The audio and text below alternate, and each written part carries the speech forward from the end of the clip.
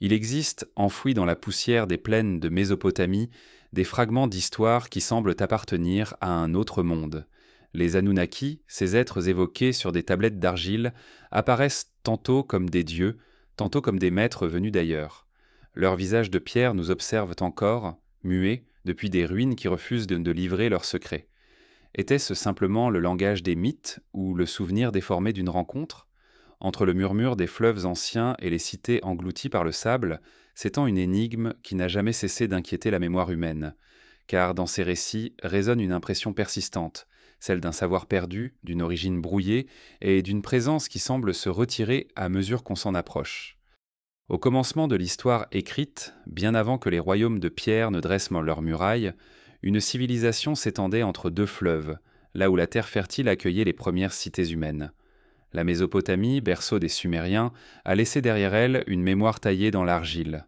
Ce sont ces tablettes, couvertes de signes énigmatiques, qui nous parlent encore des dieux anciens.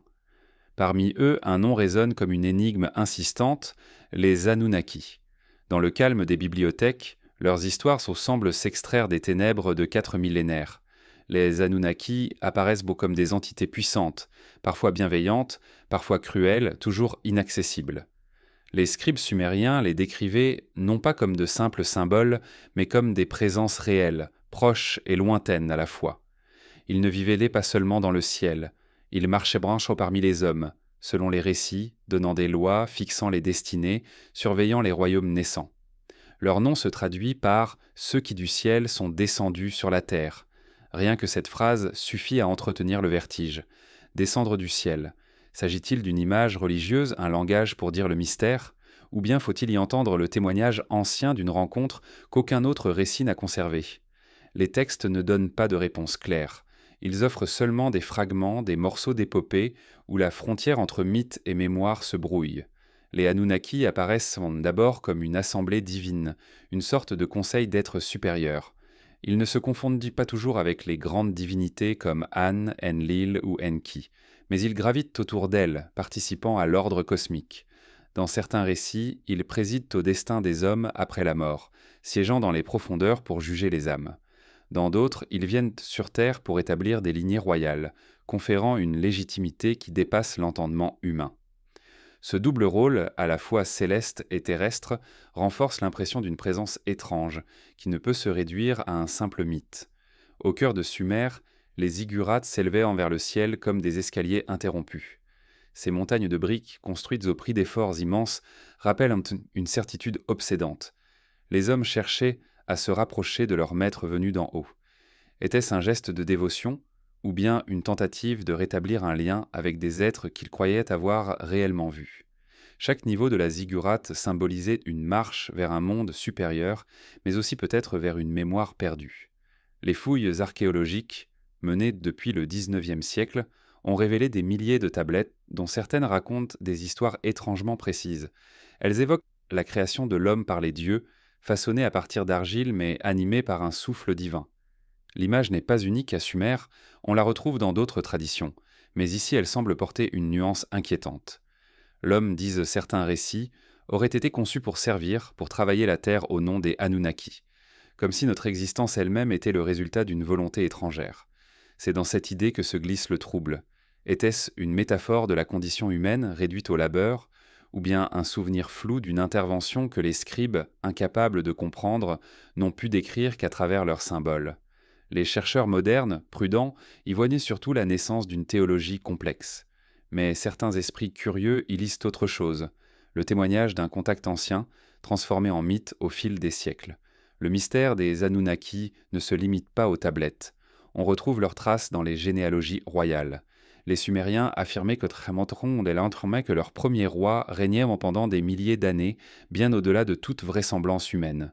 Ce règne prolongé était-il une façon de dire que ces souverains descendaient des dieux, ou bien une tentative de garder le souvenir d'êtres dont la durée de vie dépassait celle des mortels? Ces listes, à la fois historiques et mythiques, laissent planer un doute qui ne s'éteint pas. Dans les ruines, des bas-reliefs montrent des figures étranges, aux traits humains mais entourés de symboles qui échappent à la compréhension moderne. Des êtres ailés, tenant des objets mystérieux, apparaissent à côté d'arbres stylisés et de créatures hybrides. Pour l'archéologie classique, il s'agit d'images religieuses, de motifs symboliques liés à la fertilité et à l'ordre du monde. Mais pour d'autres, ces représentations portent l'écho d'une rencontre que l'art a tenté de fixer sans en trahir la nature. Les Anunnaki traversent comme les épopées comme des ombres. Ils apparaissent dans le récit du déluge transmis plus tard par d'autres traditions. Lorsque les dieux décident d'effacer l'humanité par les eaux, c'est encore un Anunnaki, Enki, qui avertit un homme lui permettant de survivre et de reconstruire. Dans cette histoire se mêlent destruction et bienveillance, comme si ces êtres n'étaient pas unis dans leur volonté, mais divisés, presque humains, dans leurs conflits. Le plus troublant demeure peut-être la persistance de leur nom. Alors que bien d'autres divinités se sont effacées avec le temps, l'idée des Anunnaki revient, ressurgissant à chaque génération d'érudits, d'écrivains, de chercheurs. Leur souvenir n'a pas disparu. Il plane encore comme si une part de nous reconnaissait dans ces récits un fragment d'origine. Peut-être est-ce là leur véritable héritage, non pas des preuves matérielles, mais une mémoire diffuse qui continue de nourrir l'imagination humaine. Le mystère des Anunnaki ne se résout pas dans les musées ni dans les traductions savantes. Il demeure dans les interstices entre ce que les textes disent et ce qu'ils taisent. Chaque tablette brisée, chaque fragment retrouvé ajoute à la fois des détails et des silences. Et dans ces silences se glisse la possibilité de quelque chose d'inconnu. Ainsi, les échos de Sumer ne sont pas seulement ceux d'une civilisation disparue. Ils sont aussi le reflet d'une question que nous n'avons jamais cessé de nous poser. D'où venons-nous vraiment ? Et qui étaient ces maîtres du passé dont les ombres se dressent encore au-dessus de nos cités de sable ? Et à mesure que l'on avance, une nouvelle interrogation surgit, encore plus troublante. Si les Anunnaki furent les dispensateurs du savoir, les fondateurs de la royauté et peut-être les artisans de l'humanité elle-même, que nous ont-ils laissé d'autres cachés dans les replis du temps ? C'est vers cette énigme que s'ouvre le prochain chemin, dans les tablettes et la poussière qui conservent leurs traces. Dans le silence des musées et des dépôts archéologiques, des milliers de fragments d'argile sommeillent encore. À première vue, ce ne sont que de simples morceaux de terre durcis, brisés, fragiles, couverts de minuscules incisions. Mais lorsque l'on s'en approche, on découvre qu'ils sont porteurs d'un héritage inestimable. Ces tablettes, gravées par des scribes mésopotamiens, sont la mémoire du monde le plus ancien dont nous gardions encore trace. Et parmi ces lignes, répétées, effacées, corrigées, on retrouve sans cesse l'évocation des Anunnaki. Elles racontent à demi-mot l'histoire d'un peuple et de ses dieux. Elles parlent des grandes cités de Sumer, d'Uruk, de Nippur, d'Eridu, dont les ruines gisent encore sous les sables de l'Irak moderne. Elles évoquent les rois, les guerres, les lois, mais aussi des récits étrangement vastes qui dépassent le simple cadre de l'histoire humaine. Ce que l'on découvre dans ces tablettes, c'est un regard posé vers l'infini, une mémoire qui refuse de se limiter aux événements terrestres. Lorsque les premiers archéologues européens ont exhumé ces morceaux d'argile au XIXe siècle, ils n'avaient pas conscience de ce qu'ils tenaient entre leurs mains. Ils cherchaient des preuves de la Bible, des confirmations archéologiques des récits de l'Ancien Testament. Ce qu'ils trouvèrent dépassa leurs attentes. Des récits beaucoup plus anciens, des histoires de déluge, de Dieu, de création et de destruction qui semblaient avoir nourri bien des traditions ultérieures. Ainsi, le déluge de Noé trouvait un écho dans l'épopée de Gilgamesh, gravée des siècles auparavant. Et derrière ces histoires revenait le nom des Anunnaki, silhouette majestueuse présente aux origines du monde. Ces tablettes n'étaient pas destinées à traverser les millénaires. Elles servaient souvent de registre, de contrats, de prières, de récits mythologiques consignés pour une génération donnée. Pourtant, le feu et la catastrophe, en réduisant les palais et les bibliothèques en cendres, ont paradoxalement préservé l'argile cuite. Ce qui devait disparaître s'est figé, immortalisé par l'accident des flammes. Ainsi, les tablettes d'argile sont devenues les messagères involontaires d'un savoir ancien. Parmi les récits conservés, certains fascinent plus que d'autres. L'Enuma Elish, l'épopée babylonienne de la création, parle d'un combat primordial entre les forces du chaos et les dieux fondateurs de l'ordre. D'autres textes évoquent les conseils des Anunnaki, leurs décisions qui façonnaient le destin des hommes. Dans certains fragments, on lit que l'humanité fut modelée par ces êtres pour travailler la terre et servir aux besoins des dieux. Ce récit, à la fois simple et inquiétant, ouvre une brèche dans l'imaginaire. Et si les tablettes conservaient plus qu'un mythe, si elles traduisaient un souvenir transformé par la mémoire collective? Ces signes gravés, que l'on appelle cunéiformes, ne sont pas faciles à lire. Leur traduction a demandé des décennies, et elle demeure imparfaite. Chaque fragment peut livrer plusieurs sens, chaque signe peut être interprété différemment selon le contexte. Ce flou nourrit l'énigme. Car là où les savants s'efforcent d'apporter une lecture rationnelle, d'autres voient maintenant une ouverture vers l'inexpliqué. Les textes, par leurs ambiguïtés mêmes, offrent un terrain fertile à la spéculation. Dans certaines tablettes, on trouve la liste des rois sumériens, avec leur règne impossiblement long, parfois de plusieurs milliers d'années. Les spécialistes y voient une exagération poétique, une façon de marquer la grandeur mythique des origines. Mais il est difficile de ne pas être troublé par cette constance. Les premiers souverains semblent appartenir à un autre ordre du temps, un cycle qui échappe aux mortels ordinaires. Là encore, les Anunnaki apparaissent en filigrane, garants de cette royauté surnaturelle. Les ruines d'anciennes bibliothèques, comme celle de Ninive, ont livré des milliers de tablettes. On imagine ces salles pleines d'argile gravées, soigneusement rangées, où chaque récit, chaque loi, chaque mythe était préservé pour les générations futures. Et pourtant, à travers les millénaires, ce savoir a été brisé, dispersé, mélangé. Nous ne possédons que des fragments, comme si le passé s'était volontairement voilé. Ce qui demeure donne l'impression d'un puzzle gigantesque, dont la plupart des pièces manquent encore. Mais les tablettes portent autre chose que des récits. Elles révèlent une structure de pensée, une manière de percevoir le monde où les dieux ne sont pas de simples abstractions. Les Anunnaki sont décrits avec des fonctions précises, des rôles définis dans le cosmos. Ils fixent les destinées, surveillant les cycles, interviennent dans la vie humaine. Leur présence est à la fois familière et lointaine, comme celle d'êtres que l'on croise parfois, mais que l'on ne peut jamais vraiment saisir.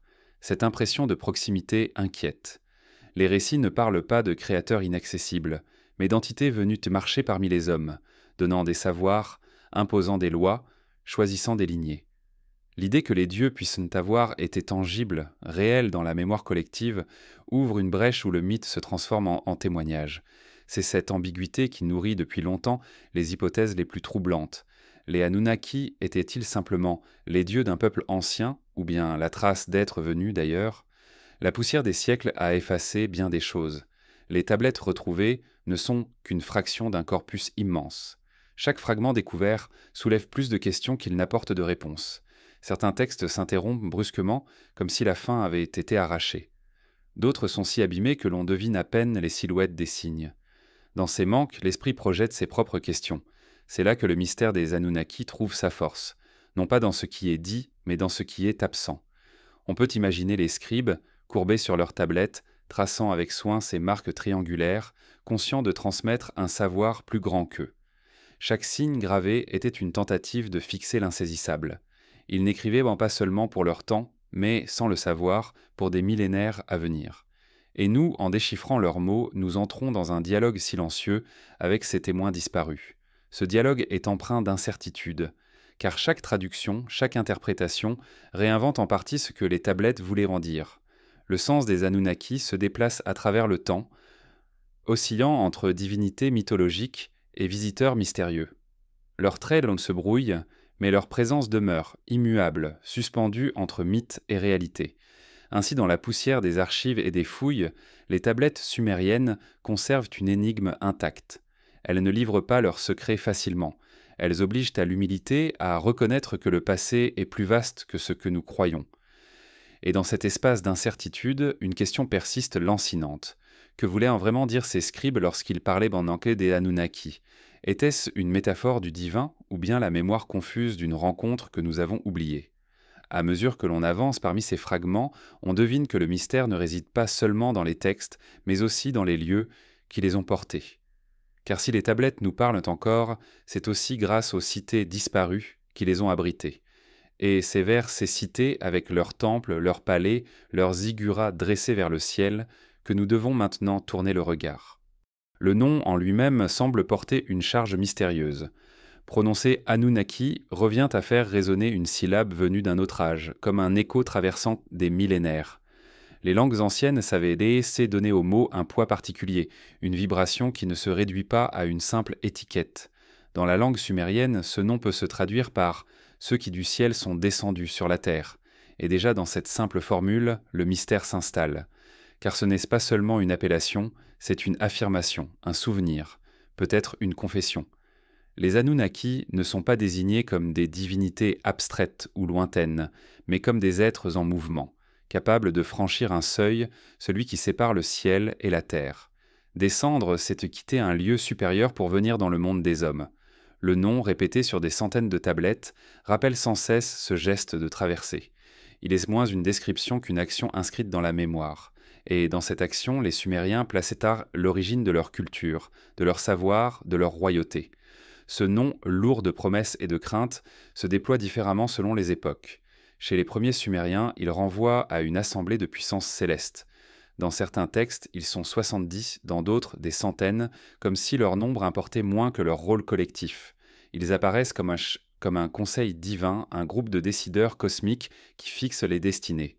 Le simple fait que ce mot traverse les siècles, réapparaissant chez les Akkadiens, les Babyloniens, puis les Assyriens, montre qu'il contenait une force qui ne s'est jamais éteinte. La profondeur de ce nom s'exprime aussi dans la peur qu'il inspire. Les Anunnaki ne sont pas toujours décrits comme bienveillants. Dans certains récits, ils sont associés au jugement des morts, présidant dans les profondeurs du monde souterrain. Ils deviennent alors des figures sévères, des gardiens inflexibles qui décident du sort des âmes. Ce double visage, céleste et souterrain, accentue leur aura inquiétante. Car comment des êtres venus du ciel peuvent-ils régner aussi dans les ténèbres de la terre? Leur nom devient alors une clé d'ambiguïté, reliant les extrêmes, l'altitude et la profondeur, la lumière et l'ombre. Ce qui frappe aussi, c'est la résonance du mot au-delà de son sens immédiat. Anu désigne le ciel, la voûte céleste personnifiée en un dieu souverain, qui renvoie à la terre, la matière dense, le sol où l'homme s'enracine. Entre ces deux pôles, le nom Anunnaki établit un pont. Il exprime une relation, une rencontre. On pourrait dire qu'il inscrit dans la langue même l'idée d'une union impossible, celle du monde d'en haut et du monde d'en bas.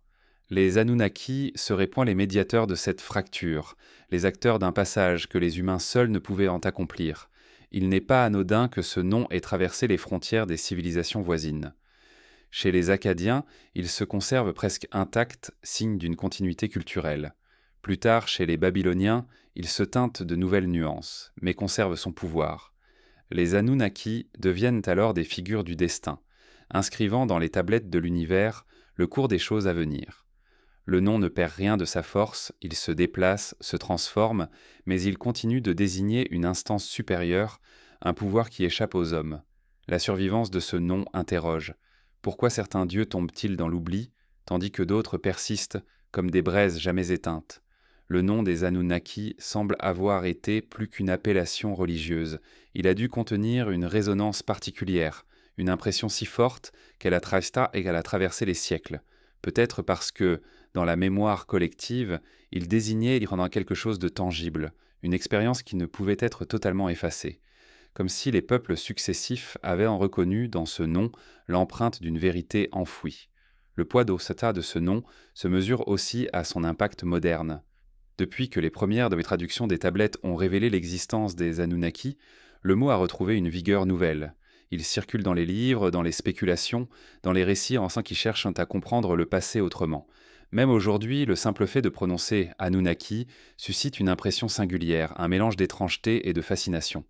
Le mot semble porter en lui une charge archaïque, comme une vibration venue du fond des âges. Ce poids, il le doit aussi à l'ambiguïté de ses récits. Les Anunnaki sont-ils des dieux, des juges, des maîtres venus d'ailleurs? Leur nom ne tranche pas, il maintient la question ouverte. Cette incertitude nourrit le mystère. Elle laisse la porte entr'ouverte à toutes les interprétations, des plus savantes aux plus imaginatives. Et c'est peut-être là la véritable puissance de ce nom, sa capacité à ne jamais se réduire, à garder toujours une part de silence. Dans l'univers sumérien, nommer, c'était déjà faire exister. Les dieux eux-mêmes exerçaient leur pouvoir en nommant les choses, en fixant par le langage leur nature et leur destin. Le nom des Anunnaki, répété dans les hymnes et les prières, devait résonner comme un appel, comme une présence invisible convoquée par le simple fait de le prononcer. Ainsi, chaque fois que le scribe traçait ses signes, il ne faisait pas qu'écrire. Il invoquait une mémoire vivante. Le mystère des Anunnaki se concentre donc dans leur nom. Plus qu'un mot, il est devenu un seuil. Le franchir, c'est entrer dans un espace où l'histoire et le mythe se confondent, où la mémoire humaine se mêle à l'ombre de ce qui pourrait avoir été réel. C'est un nom qui pèse parce qu'il ne se laisse pas dissiper. Il insiste, il s'accroche, il persiste à hanter la pensée. Et dans ce poids se dessine un vertige, car si les Anunnaki sont bien ceux qui du ciel descendirent sur la terre, alors leur nom n'est pas seulement une étiquette religieuse, mais peut-être la trace d'une expérience inscrite dans la chair du langage. Une expérience que les siècles n'ont pas effacée, mais qu'ils ont enveloppée de poussière et de silence. En suivant cette trace, on comprend que le nom n'est que la première porte. Derrière lui, d'autres signes, d'autres gestes, témoignent de leur présence. Les temples, les rituels, les récits liés aux Anunnaki prolongent ce mystère. Et c'est vers ces dons attribués aux dieux, vers ce savoir que l'on disait descendu avec eux, qu'il faut maintenant se tourner pour continuer à déchiffrer leur énigme.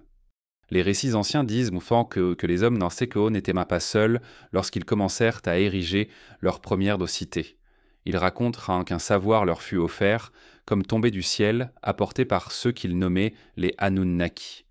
Ce don ne se limitait pas à l'artisanat ou à l'agriculture. Il touchait au fondement même de la société humaine, à la manière de vivre ensemble, de juger, de gouverner, de transmettre la mémoire. Dans la tradition sumérienne, chaque cité se réclamait d'une origine divine. Uruk, Lagash, Eridu ou Ur ne se considéraient pas comme de simples regroupements humains, mais comme des lieux ordonnés selon une volonté supérieure. Les temples, dressés au centre des villes, ne servaient pas seulement au culte. Ils étaient le cœur administratif, le lieu où l'ordre était établi et transmis. Là, les scribes gravaient dans les tablettes qui fixaient en toi des contrats, lois, mythes et hymnes. Cet ordre, les anciens en disaient qu'il avait été confié aux hommes par les Anunnaki. L'un des récits les plus frappants met en scène Enki, divinité de la sagesse, souvent liée à la mer et aux profondeurs. Il est dit qu'il remit aux hommes les me, un ensemble mystérieux de pouvoirs ou de principes qui régissaient la civilisation. Ces me n'étaient pas de simples objets matériels, mais des forces abstraites, la royauté, la justice, l'art de la musique, la parole, la guerre, le savoir des prêtres. Chaque élément de la vie collective possédait un me que seuls les dieux pouvaient en confier. Les hommes, en recevant ces dons, entraînent dans l'ordre du monde voulu par les Anunnaki. On raconte que la déesse Inanna, fascinée par ce savoir, se rendit dans l'Abzu, la demeure d'Enki, pour s'emparer de ces me. Par ruse ou par persuasion, elle réussit à les emporter vers sa cité d'Uruk. Cette histoire étrange, à la fois mythique et politique, montre que la civilisation était perçue comme une transmission divine. La cité qui possédait les Quant me devenait un centre de puissance, reconnu comme lieu légitime du savoir. Et ce savoir n'était pas né de l'homme seul, il était descendu des hauteurs, offert ou subtilisé aux Anunnaki. Dans cette vision, l'humanité n'invente pas la culture, elle la reçoit. Les lois, les arts, l'organisation sociale ne surgissent donc pas de l'improvisation, mais de la volonté d'être supérieur. Cela donne à la société une dimension sacrée. Obéir aux règles, ce n'était pas seulement répondre à une autorité humaine, c'était suivre un ordre inscrit dans le cosmos, rappelé par la présence invisible des dieux. Les tablettes de Nippur et d'Uruk décrivent comment la royauté, dans l'imaginaire sumérien, ne venait pas des hommes. Elle descendait du ciel. Chaque roi n'était qu'un dépositaire provisoire d'une fonction sacrée. Les Anunnaki, par leur nom même, étaient associés à ce transfert. Ils étaient les garants de l'autorité, ceux qui établissaient les trônes et décidaient qui devait régner. Ce pouvoir, par leur intermédiaire, devenait plus qu'une organisation politique. Il était une extension de la volonté divine. Ce don de savoir et de loi est souvent décrit avec une précision troublante. Dans certains récits, les dieux enseignent aux hommes l'art de cultiver les champs, d'élever les animaux, de construire des canaux pour dompter les fleuves. Ils enseignent aussi l'écriture, qui devient le lien entre la mémoire et le présent. On a parfois l'impression que les Anunnaki étaient représentés comme des maîtres venus transmettre des techniques impossibles à inventer seuls. Ce qui, pour l'archéologie, est une lente évolution des pratiques humaines, devenait, pour les anciens, un don tombé du ciel. Il est si remarquable que cette perception ne soit pas propre aux Sumériens. Dans d'autres cultures anciennes, on retrouve la même idée. Le savoir est descendu d'en haut. En Égypte, Thoth apporta l'écriture et les lois. En Grèce, Prométhée donna le feu. Partout, l'homme ne s'attribue pas le mérite d'avoir inventé seul les bases de l'élitase de la civilisation. Il les reçoit dans un geste vertical d'être supérieur. Ce motif universel suggère une même inquiétude. D'où vient vraiment notre culture ? Et pourquoi avons-nous le sentiment qu'elle nous dépasse? Le lien entre les Anunnaki et la loi apparaît aussi dans la figure du roi Hammurabi, des siècles plus tard. Dans le prologue de son fameux code, il dit avoir reçu ces lois du dieu Shamash, incarnation de la justice, mais derrière ce nom se devine encore l'ombre des anciens garants du destin. La loi est toujours présentée comme d'origine divine, jamais comme une construction humaine. Elle est un don, parfois imposé, parfois accordé, mais toujours descendant du ciel vers la terre. Il est difficile de ne pas ressentir un certain vertige en observant ce motif récurrent, car si les Sumériens ont projeté leurs angoisses et leurs espoirs sur ces figures célestes, ils ont aussi laissé entendre qu'une intelligence extérieure avait façonné leur destin. Les Anunnaki deviennent alors les médiateurs entre l'homme et le savoir, des figures d'enseignants étranges, à la fois bienveillants et dominateurs. Leur don n'était pas exempt d'ambiguïté, car transmettre la loi, c'était aussi imposer une limite. Les Anunnaki donnaient donc des règles, mais en fixant les cadres, ils définissaient aussi les servitudes. L'homme, dans ces récits, n'était pas entièrement libre. Il était façonné pour travailler, pour servir, pour respecter un ordre qu'il n'avait pas choisi. Ce savoir, aussi précieux qu'il fût, portait la marque d'une domination. Et cette domination, inscrite dans les mythes, résonne encore comme un avertissement. Que signifiait vraiment ce don? Était-ce une bénédiction ou une manière de lier à jamais l'humanité à ses maîtres? À travers ce contraste se dessine une image troublante. D'un côté, l'humanité reçoit la lumière, l'écriture, l'agriculture, les lois, la royauté. De l'autre, elle devient dépendante de ceux qui lui ont offert ces dons, comme si toute grandeur portait en elle une servitude invisible. Le savoir des Anunnaki, loin d'être un cadeau gratuit, pouvait être une chaîne dorée, un héritage à double tranchant. Et pourtant, ce don a façonné le monde. Sans lui, disent les récits, il n'y aurait pas eu de cité, pas de temple, pas de roi. L'homme serait resté dans un état primitif, incapable d'ordonner son existence. Les Anunnaki, en transmettant leur savoir, ont inscrit une empreinte indélébile. Que ce geste ait été mythique ou réel, il a laissé dans la mémoire humaine l'idée d'une dette, d'une origine partagée avec des êtres venus d'ailleurs. Aujourd'hui encore, cette question demeure. Quand on contemple les ruines de Sumer, quand on lit les tablettes gravées il y a 5000 ans, on entend résonner ce même doute. D'où venait ce savoir qui semble avoir surgi si brusquement dans l'histoire? Était-il le fruit d'un long apprentissage humain ou la trace d'un héritage oublié? Les anciens répondaient sans hésiter, il venait des Anunnaki. Dans ce don, il n'y a plus qu'une simple transmission culturelle. Il y a une relation étrange, faite à la fois de gratitude et de crainte, de dépendance et de fascination. L'humanité, en recevant le savoir et la loi, est entrée dans un pacte. Ce pacte, nous le portons encore dans nos institutions, dans nos règles, dans notre mémoire. Et si les Anunnaki se sont effacés de la surface du monde, leur ombre demeure dans les structures même de nos sociétés. Car après le savoir et la loi, une autre question surgit. Où se situait l'espace de cette rencontre? Si les Anunnaki sont descendus du ciel pour apporter leurs dons, il fallait un lieu pour cette transmission. Et ce lieu, disent donc les anciens, se trouvait entre ciel et terre, dans les temples élevés, dans les ziggurats dressés comme des escaliers vers l'invisible.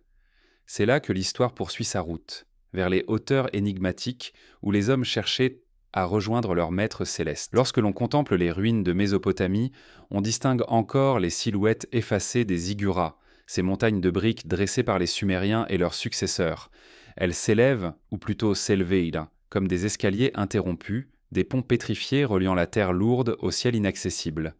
À leur sommet se trouvaient bon des sanctuaires où l'homme ne se rendait pas seul. Il y montait pour accueillir, pour rencontrer, pour servir d'intermédiaire. Ces édifices ne sont pas seulement des architectures, ce sont des symboles d'un lien brisé, des tentatives humaines pour recréer un passage. Dans les traditions, les Anunnaki apparaissent toujours dans cette tension. Ils ne demeurent donc pas dans le ciel lointain, mais ne restent pas non plus entièrement parmi les hommes. Ils se tiennent à mi-chemin, présents et absents, visibles et invisibles. Leurs apparitions se déroulent dans cet espace liminal, cet entre-deux où la frontière se brouille. C'est sans doute pourquoi les temples s'élevaient vers le ciel, pourquoi les prêtres passaient tant sur leur vie à organiser des rituels destinés à ouvrir ce seuil. Les Anunnaki habitaient ce territoire ambigu, ni totalement terrestre ni entièrement céleste. La conception sumérienne de l'univers reflète cette même fracture. Le ciel était le domaine d'An, le dieu suprême, et la terre celui de Ki, la déesse mère. Entre eux, un espace intermédiaire s'ouvrait, domaine des vents, des astres, des présences mystérieuses. Les Anunnaki étaient décrits comme ceux qui franchissaient cette zone, qui savaient en descendre ou monter selon leur volonté.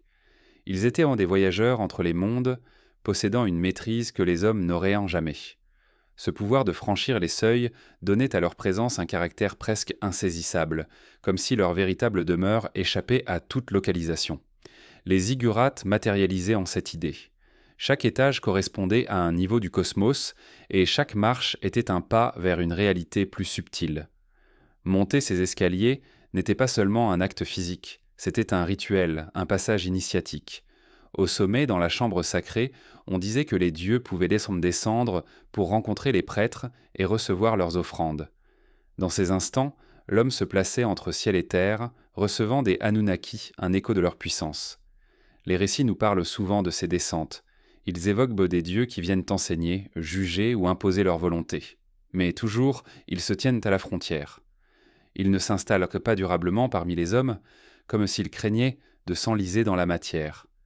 Leur royaume demeure ailleurs, dans des espaces que les Sumériens associaient tantôt aux cieux étoilés, tantôt aux profondeurs de l'Abzu, cet océan souterrain qui symbolisait les mystères invisibles. Les Anunnaki circulent entre ces pôles, renforçant leur caractère insaisissable. Il est troublant de constater que cette idée d'être situé entre ciel et terre se retrouve dans d'autres traditions. Les Grecs parlaient de leurs dieux comme de résidents de l'Olympe, proches et distants à la fois.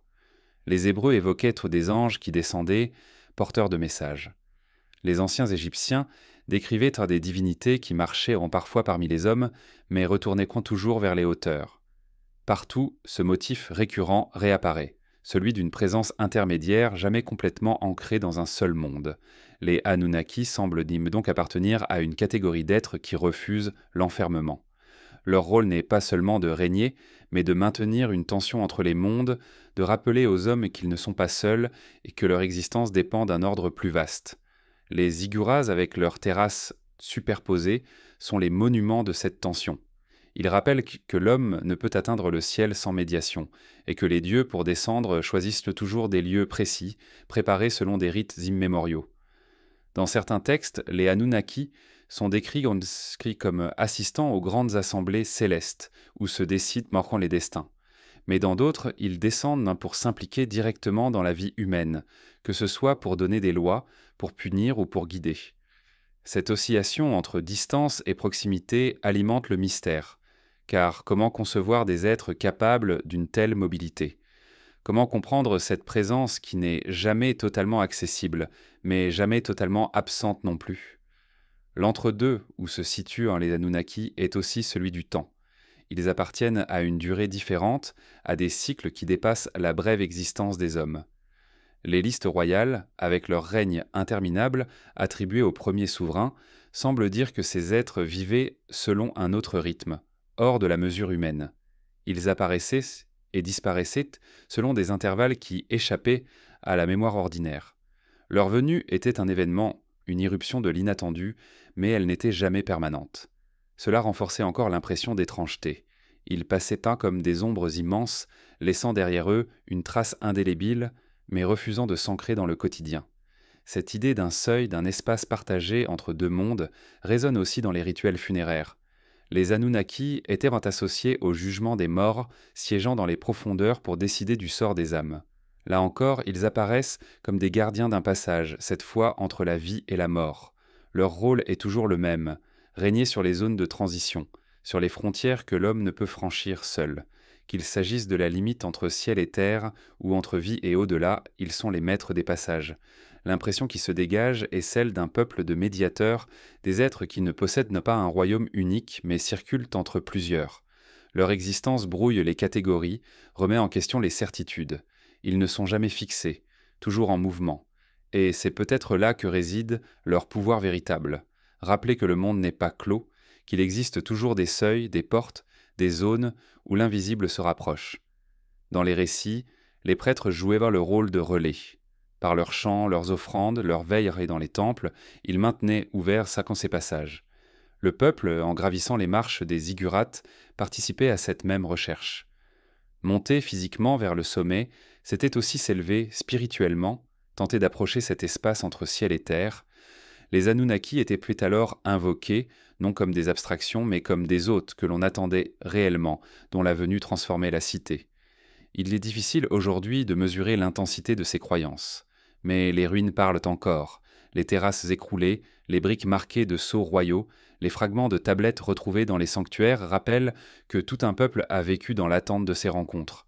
Les Anunnaki, qu'on les considère comme des divinités symboliques ou comme des présences réelles, avaient imprimé leur empreinte jusque dans l'organisation matérielle des villes. Cet espace intermédiaire entre ciel et terre ne s'est jamais refermé complètement. Même après la disparition de Sumer, l'idée a survécu. Elle s'est déplacée, transformée, intégrée dans d'autres traditions. Mais toujours, l'homme a gardé cette intuition. Il existe un seuil, une frontière, que certains êtres savent franchir. Les Anunnaki, dans leur nom même, rappellent cette vérité. Et lorsque l'on quitte les temples et les zigguras pour se tourner vers les récits, un autre motif apparaît, encore plus ancien, plus troublant, celui du déluge, la grande rupture, où les Anunnaki décidèrent d'effacer presque toute trace de l'humanité. Pourquoi ce geste ? Pourquoi ces maîtres venus du ciel choisirent-ils de détruire ce qu'ils avaient contribué à bâtir ? C'est vers ce souvenir englouti que mène la prochaine étape, là où la mémoire humaine rencontre la mémoire des eaux. Au cœur des cités sumériennes, les zigguras se dressaient comme des montagnes artificielles. Elles dominaient les plaines fertiles, immenses pyramides à degrés, faites de briques d'argile, superposées les unes sur les autres.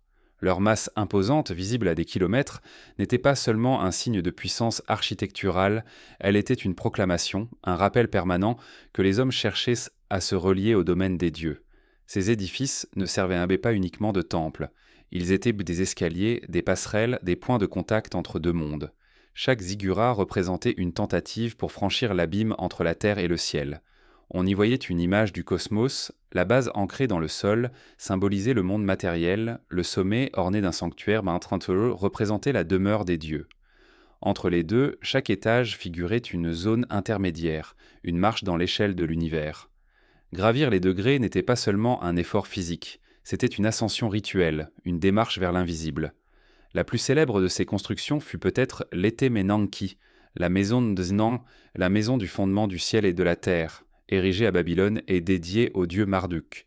Ces ruines, effacées par le temps, sont souvent associées au souvenir biblique de la tour de Babel. L'image demeure la même, un édifice voulu comme une échelle vers le divin, un défi architectural où l'homme cherche à rejoindre le monde supérieur.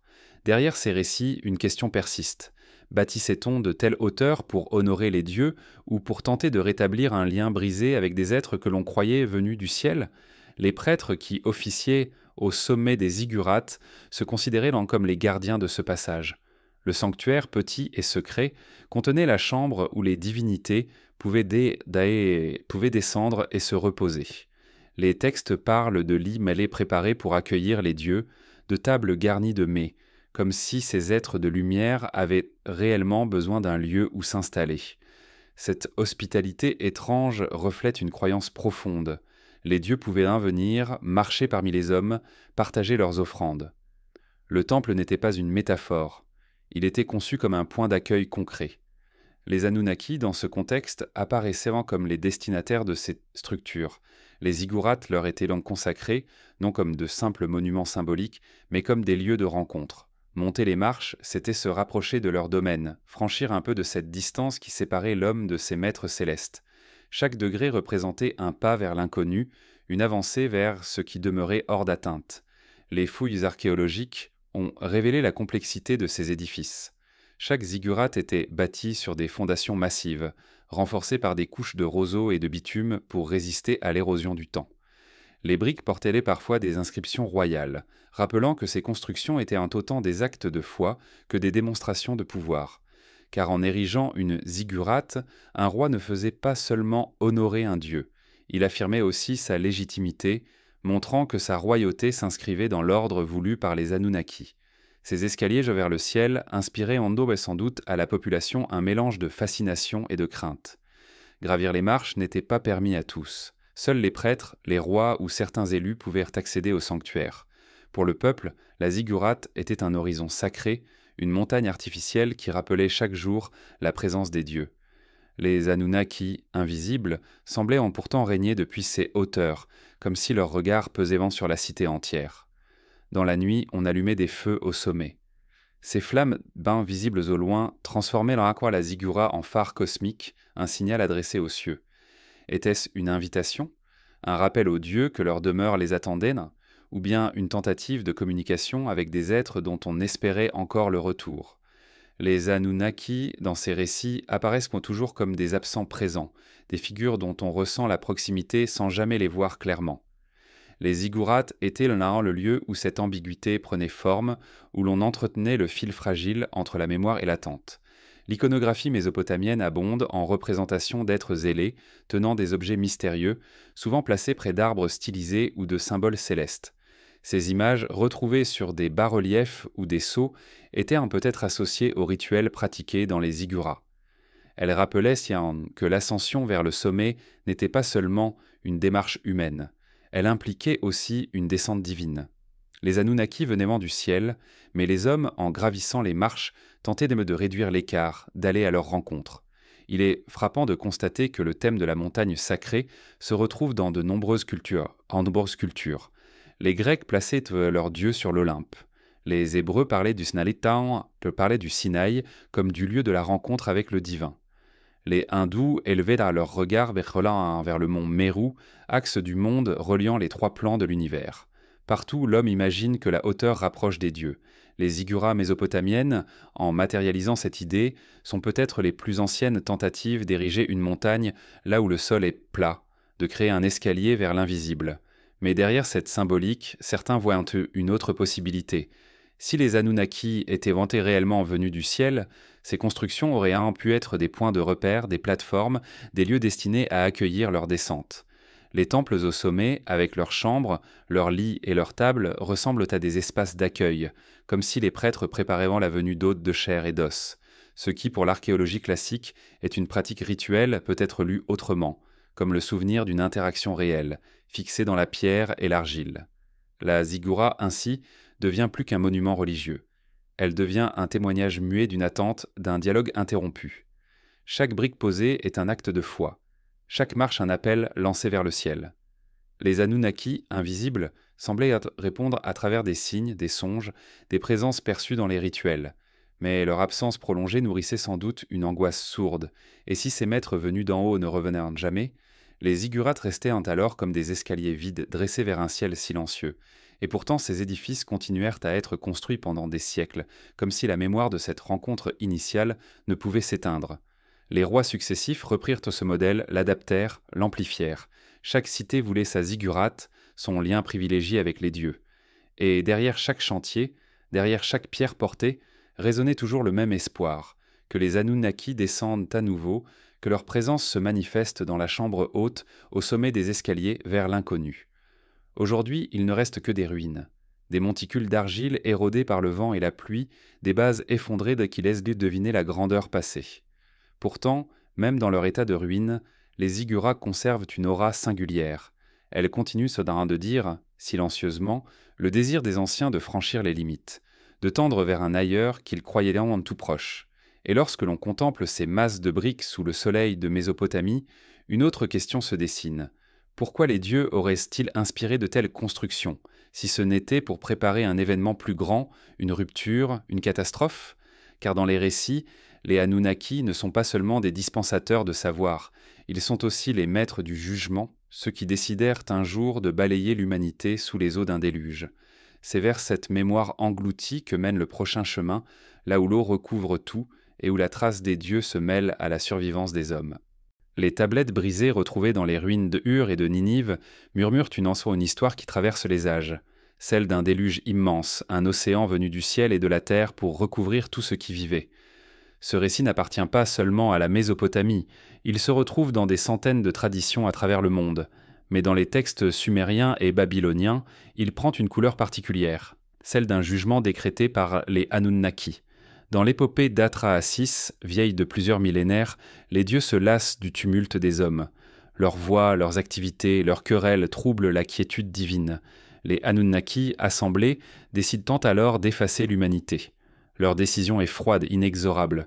Ils ouvrent les vannes du ciel, ils laissent les eaux souterraines jaillir, et la terre entière se retrouve noyée. Dans ce silence aquatique, tout semble disparaître. Mais un dieu, Enki, murmure à l'oreille d'un homme, lui révélant la catastrophe à venir. Cet homme construit un navire, immense, capable de contenir sa famille et des fragments de chaque espèce. Lorsque les eaux se retirent, il est le témoin unique de la survie. Ce récit engravé dans l'argile est l'un des plus anciens témoignages écrits de la mémoire du déluge. Il précède de plusieurs siècles le récit biblique de Noé, mais l'écho entre les deux est saisissant.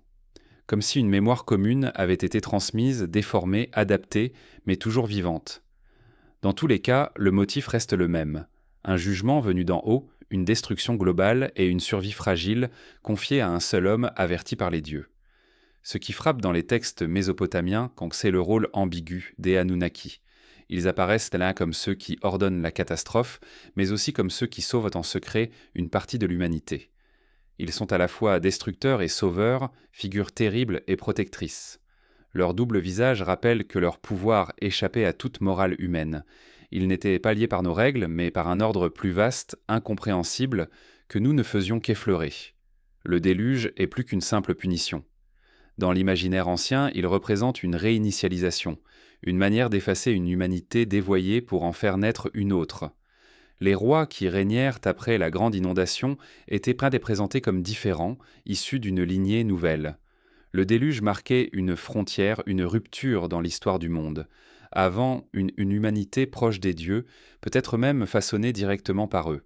Après, une humanité plus fragile, plus soumise, condamnée à se souvenir sans comprendre pleinement. Les archéologues, en fouillant les couches de sédiments en Mésopotamie, ont découvert des traces d'inondations anciennes. Certaines datent même d'époques qui pourraient seulement correspondre au récit. Mais une seule catastrophe ne suffit pas à expliquer pourquoi ce souvenir s'est ancré si profondément dans la mémoire des peuples. C'est comme si l'événement avait été plus qu'un désastre naturel. Il avait pris une valeur symbolique, une cicatrice qui dépassait les générations. Les scribes, en gravant leurs tablettes, ne faisaient pas que raconter une inondation. Ils tentaient de préserver un souvenir qui menaçait de disparaître. Il est troublant de constater que ce motif du déluge se retrouve jusqu'aux confins de la planète. Des récits d'Amérique centrale, d'Afrique, d'Asie et d'Océanie évoquent tous une grande inondation envoyée par des êtres supérieurs pour effacer les hommes. Dans certaines traditions, les survivants sont avertis par des divinités ou par des messagers célestes. Cette répétition universelle nourrit une inquiétude. S'agit-il de simples coïncidences ou bien d'un souvenir commun, d'un traumatisme ancien transmis sous des formes multiples? Pour les Sumériens, le déluge n'était pas seulement une histoire du passé. C'était un point de référence, une origine. Les Anunnaki, en décidant la catastrophe, avaient inscrit dans l'humanité la conscience de sa fragilité. L'homme pouvait être effacé en un instant, balayé comme un simple fardeau, mais en même temps, la survie d'Atra-Assis ou d'Utnapishtim dans l'épopée de Gilgamesh portait une autre leçon. La vie persistait grâce à la ruse d'un dieu, grâce à la fidélité d'un homme, grâce à une volonté obscure de conserver quelque chose de l'humanité. Ce double message, mélange de menaces et d'espérance, a façonné la vision du monde des anciens. Ils savaient que leur existence dépendait d'un équilibre précaire, décidé par des forces supérieures. Mais ils savaient aussi qu'une chance de survie demeurait toujours, que les dieux, ou du moins certains d'entre eux, ne souhaitaient pas l'anéantissement complet. Cette ambivalence se retrouve dans toutes les représentations des Anunnaki. Figures majestueuses mais divisées, puissantes mais contradictoires. Le déluge est aussi un acte de mémoire effacé, car après la catastrophe, bien des savoirs auraient disparu. Les récits en disent que les hommes perdirent une part de leur ancien savoir, de leur proximité avec les dieux.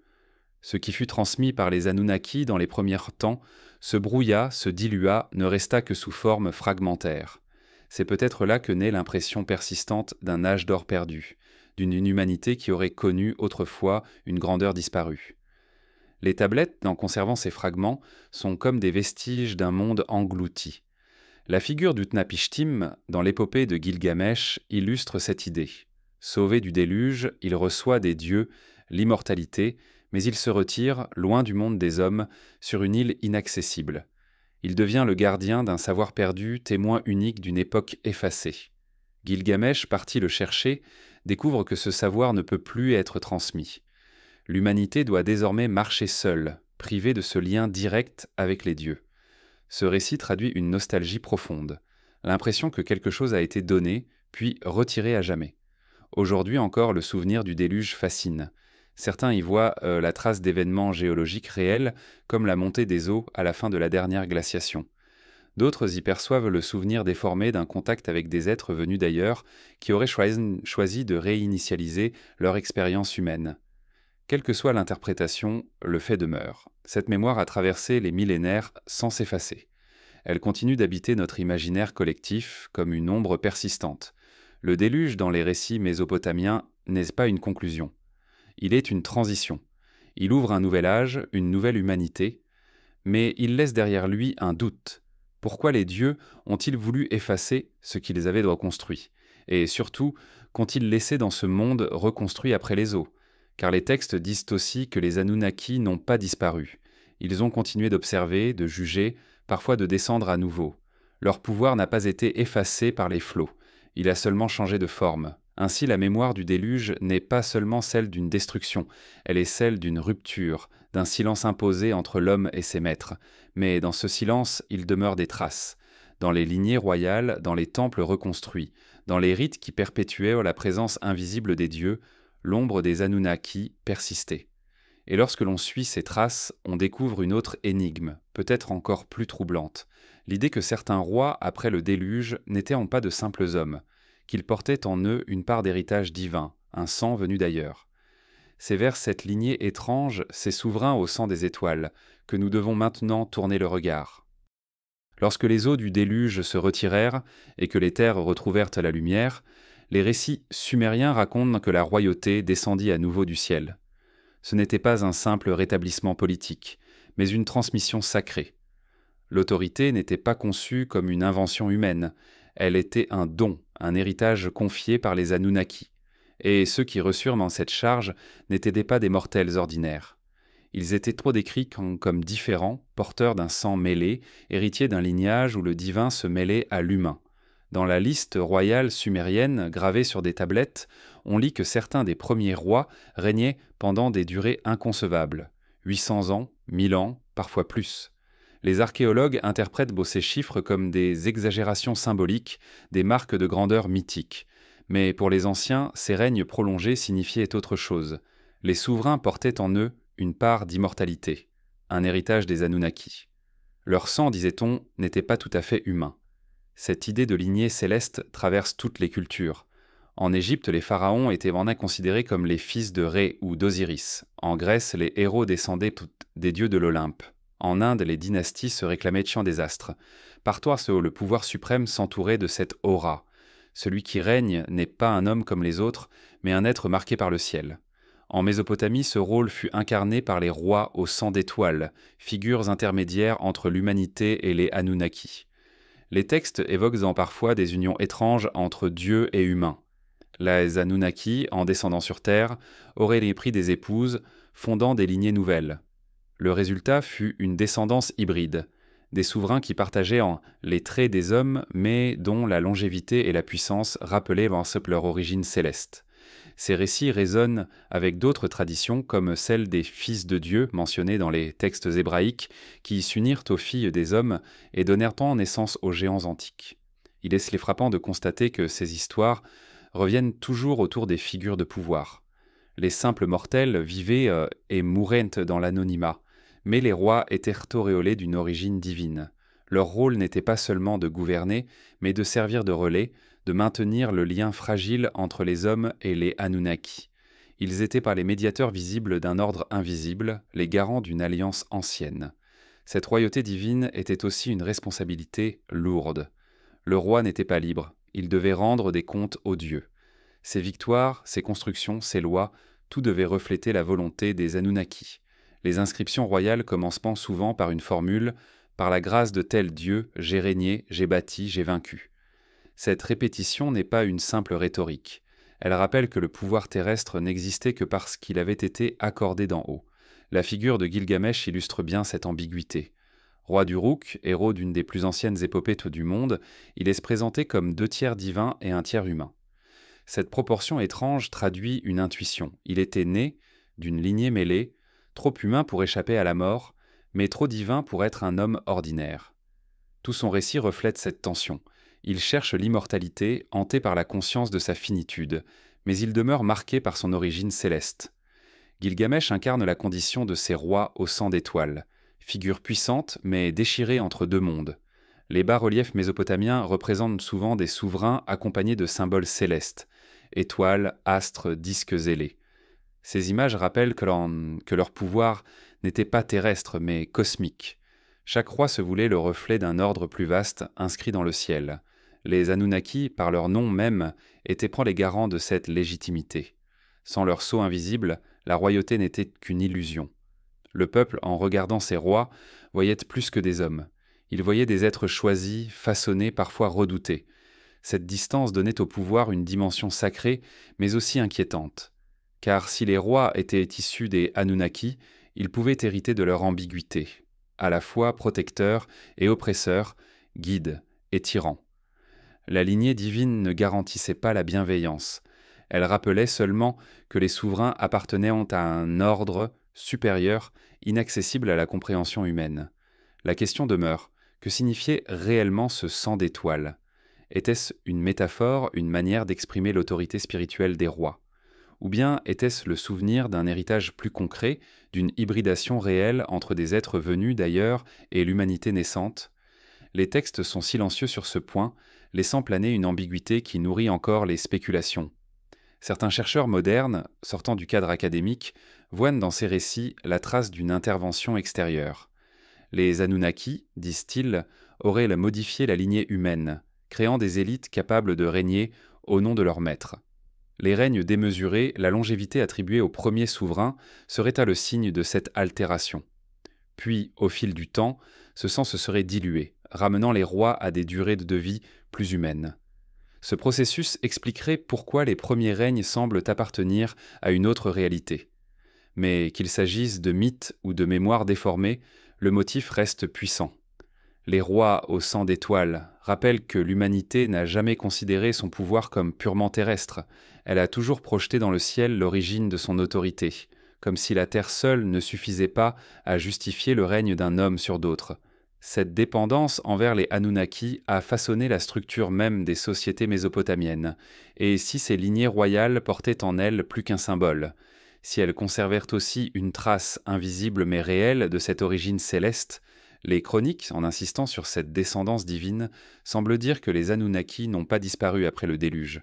Ils ont continué à influencer le monde, non plus en se montrant directement, mais en inscrivant leur héritage dans le sang de ceux qui régnaient. Ce mystère nous conduit à une autre énigme encore plus concrète, car dans les récits, les Anunnaki ne se contentaient pas d'offrir le savoir et la royauté. Ils demandaient aussi quelque chose en retour, quelque chose qui paraît étrange et obsédant, l'or. Le métal des dieux, recherché avec ardeur, revient sans cesse dans les traditions. Et c'est vers cette quête, liée à la présence des Anunnaki, que mène le prochain chemin. Parmi toutes les énigmes laissées par les récits mésopotamiens, aucune n'est aussi obsédante que la place accordée à l'or. Dans les textes anciens, ce métal apparaît comme un symbole de gloire et de pouvoir, mais aussi comme un besoin vital pour les dieux eux-mêmes. Les Anunnaki, dit-on, étaient devenus sur Terre pour chercher ce trésor, pour en extraire des quantités immenses.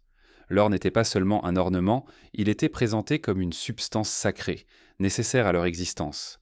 Les rois de Sumer et de Babylone ornaient leurs temples et leurs statues de ce métal lumineux. Les tablettes évoquent des offrandes d'or pur déposées au pied des divinités. Dans les hymnes, l'or est décrit comme la chair des dieux, leur éclat naturel, leur vêtement de lumière. Ce langage peut sembler métaphorique, mais derrière la poésie des scribes se glisse un autre sens, celui d'un besoin matériel, concret, qui poussait les Anunnaki à exiger ce métal de leurs serviteurs humains. L'or, contrairement à d'autres métaux, ne ternit pas. Il demeure immuable, comme s'il échappait à la corruption du temps. Peut-être est-ce pour cette raison qu'il fut perçu comme une substance divine. Mais certains récits plus obscurs, évoqués dans des fragments dispersés, laissent entendre autre chose. Les Anunnaki auraient eu besoin de ce métal pour préserver leur propre monde. Une théorie moderne, née de l'imagination fertile d'auteurs contemporains, avance que l'or servait à stabiliser l'atmosphère d'une planète lointaine. Ce n'est pas ce que disent explicitement les tablettes, mais l'idée trouve son écho dans la répétition insistante du lien entre les dieux et ce métal précieux. Les mines, genre dans l'Antiquité, n'étaient pas de simples lieux de travail. Elles étaient des sanctuaires inversés, creusés dans les entrailles de la terre pour en extraire la substance sacrée. Les récits mésopotamiens évoquent parfois les premiers hommes façonnés par les dieux pour accomplir ces tâches.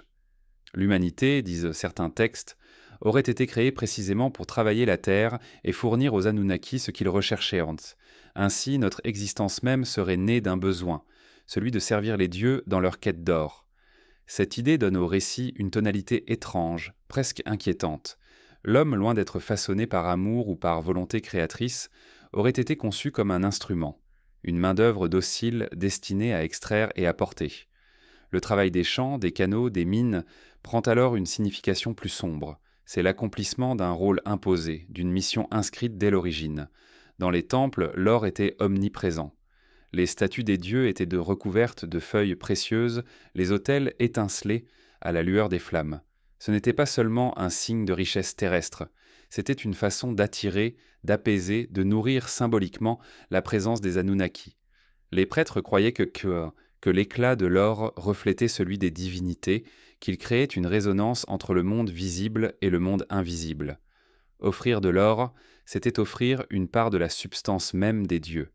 Les mythes parlent aussi de l'or enfoui dans des lieux inaccessibles. Les montagnes lointaines, les rivières étincelantes, les profondeurs de la terre étaient perçues comme des réserves sacrées. Les Anunnaki y envoyaient les hommes, parfois les condamnés, à des travaux pénibles pour satisfaire ce besoin. Cette image d'un labeur imposé traverse les récits, laissant deviner une relation inégale entre l'humanité et ses maîtres. Il est frappant de constater que cette obsession pour l'or n'appartient pas seulement à la Mésopotamie. Dans les Andes, les Incas parlaient de l'or comme de la la sueur du soleil. En Égypte, il était la chair des dieux.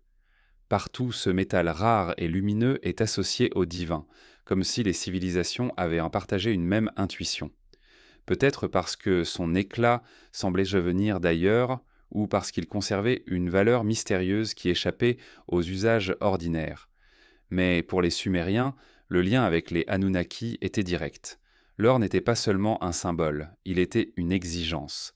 Les temples ne cessaient d'en accumuler, comme si cette collecte répondait à une nécessité pressante. L'obsession pour ce métal pourrait alors être l'empreinte d'une demande bien réelle, imposée par des êtres qui, dans la mémoire des hommes, étaient venus du ciel. Certains fragments racontent que les dieux eux-mêmes travaillaient autrefois dans les mines, jusqu'à ce qu'ils se révoltent contre cette tâche. Les Anunnaki auraient alors créé les premiers hommes pour prendre leur place. Cette histoire, à la fois mythique et dérangeante, laisse entendre que notre destinée première fut de porter le fardeau que les dieux refusaient. Non. L'or, dans ce récit, devient la clé de notre origine, la raison même de notre existence. L'image est vertigineuse. Si l'on suit cette interprétation, les civilisations ne se seraient pas bâties seulement pour honorer les dieux, mais pour alimenter leur quête. Les ziggurats, les temples, les rituels auraient été des façades sacrées dissimulant une mission plus concrète. Fournir aux Anunnaki ce qu'ils étaient venus chercher. L'or métal incorruptible aurait été le fil invisible reliant les hommes à leur créateur. Et pourtant, ce lien est aussi empreint de mystère. Car si les Anunnaki avaient réellement besoin de ce métal, pourquoi ont-ils disparu, laissant derrière eux des temples vides et des mines abandonnées? Ont-ils trouvé ce qu'ils cherchaient? Ou bien ont-ils quitté ce monde, laissant aux hommes le souvenir de leur exigence et le poids de leur héritage? Aujourd'hui encore, l'or conserve une fascination intacte. Sa valeur dépasse l'économie. Il reste associé à la richesse divine, à l'immortalité, à l'éclat du sacré. Les bijoux, les couronnes, les reliques religieuses continuent de briller de ce même éclat, comme si, inconsciemment, nous perpétuions l'ancienne offrande aux Anunnaki. Le métal n'a pas perdu son pouvoir de séduction, et son image demeure liée à quelque chose de plus grand que nous. Mais derrière cette continuité, une question persiste, lancinante. Pourquoi l'or? Pourquoi ce métal plutôt qu'un autre? Les Anunnaki, dans les récits, n'expliquent jamais leur choix. Ils exigent, ils ordonnent, mais ils ne justifient pas. Ce silence ouvre la porte aux hypothèses, aux interprétations, aux spéculations qui n'ont cessé d'enfler à travers les siècles. L'or des dieux, qu'il soit symbole ou nécessité, reste une énigme. Il nous renvoie sans à l'idée que notre origine pourrait être liée à un besoin qui nous dépasse. Et si nous avons hérité du savoir, des lois et des royaumes, c'est peut-être aussi parce que nous étions liés à une dette plus obscure. Et dans ce sillage, une autre question émerge. Si les Anunnaki avaient besoin de l'or, qu'en est-il de l'humanité elle-même? Ne serions-nous pas aussi porteurs de quelque chose d'invisible, un héritage inscrit dans nos corps, dans nos gènes, un souvenir que nous ne comprenons pas encore? C'est vers cette énigme intime, celle de l'héritage caché dans la chair humaine, que nous devons désormais tourner le regard. Depuis les premières sur tablettes Chama de Sumer, une idée revient avec insistance. L'humanité n'aurait pas été créée seule, mais façonnée. Les Anunnaki, selon ces récits, auraient modelé l'homme à partir de l'argile, mais ils ne se seraient pas contentés de façonner une statue inerte. Ils auraient insufflé quelque chose de plus intime, une étincelle, un élément venu d'eux-mêmes. Les textes parlent du sang d'un dieu sacrifié, mélangé à l'argile, donnant à l'homme sa vitalité. Dans cette image mythique, certains croient discerner une intuition ancienne, l'idée que notre essence ne serait pas purement terrestre. Cette notion d'héritage génétique, exprimée en langage symbolique, nourrit depuis longtemps des interprétations troublantes. L'homme, disent certains fragments, fut créé pour travailler au service des dieux. Mais au-delà de cette servitude, il reçut aussi une part d'eux. Dans sa chair, dans son souffle, subsisterait une trace de l'altérité, un fragment d'origine étrangère. Cette idée traverse toute l'histoire des Anunnaki. Ils ne seraient été pas seulement nos maîtres, mais aussi nos ancêtres. Les Sumériens n'employaient pas les mots modernes de biologie ou de génétique. Mais ils décrivaient déjà une forme de transmission par le sang, par le souffle, par le mélange. Dans l'épopée d'Atrahasis, les dieux se réunissent pour créer l'homme, mêlant la chair d'un être divin au corps façonné dans l'argile. Ce mélange à la fois sacré et inquiétant fait de l'humanité une espèce hybride, à la frontière entre deux mondes. Ce thème du sang divin se retrouve ailleurs. Les Égyptiens disaient que les pharaons portaient en eux la chair des dieux. Les Grecs racontaient que les héros descendaient d'union entre dieux et mortels. Les textes hébraïques évoquent les filles de Dieu qui s'unirent aux filles des hommes, engendrant des êtres d'une stature et d'une puissance inhabituelle. Partout on retrouve ce même motif. L'humanité ne serait pas entièrement humaine, mais marquée par un héritage venu d'ailleurs. Dans la mémoire collective, cette idée a produit une fascination persistante. Elle explique l'émergence de rois au sang d'étoiles, de lignées considérées comme sacrées, de familles qui se disaient choisies. Mais elle a aussi laissé une empreinte plus subtile, l'impression que nous portons en nous un mystère, une part d'inconnu que nous ne comprenons pas. Les mythes des Anunnaki donnent une forme à cette intuition. Ils disent que cet héritage est réel, que les dieux l'ont inscrit dans nos corps dès l'origine. Les tablettes ne disent donc pas comment ce mélange fut accompli. Elles ne parlent pas de procédés techniques, mais de rituels cosmiques. Pourtant, l'idée est là. L'homme n'est pas né seul, il a été fabriqué. Les dieux ont utilisé une matière terrestre, mais ils y ont intégré quelque chose de leur propre nature. C'est ce qui expliquerait, selon certains récits, la dualité de l'humanité, capable de créer, d'imaginer, de bâtir, mais aussi condamnée à la souffrance et à la mort. Certains auteurs modernes, en lisant ces récits à travers le prisme des sciences contemporaines, voient sans dans ce mythe l'anticipation d'une idée troublante, celle d'une intervention génétique. L'humanité, disent-ils, aurait été modifiée, ajustée, pour répondre aux besoins des Anunnaki. Notre intelligence, notre capacité à organiser des sociétés complexes, notre conscience même, seraient les freins de cet héritage. Une part invisible de notre ADN porterait encore la trace de cette intervention ancienne. Qu'il s'agisse de mythe ou de réalité, cette hypothèse soulève une question vertigineuse. Sommes-nous réellement les enfants de la Terre, ou portons-nous en nous la marque d'un ciel oublié? Ce doute nourrit depuis toujours la quête humaine. Chaque fois que nous interrogeons nos origines, que nous scrutons les étoiles, nous cherchons à retrouver cette part perdue. Comme si une mémoire enfouie, inscrite dans nos cellules, nous poussait à lever les yeux vers le ciel. Dans les récits, cette hybridité n'était pas sans conséquence. Les hommes, bien que façonnés à l'image des dieux, restaient immortels. Mais certains élus recevaient en eux une part plus grande de cet héritage, devenant rois, prêtres, héros.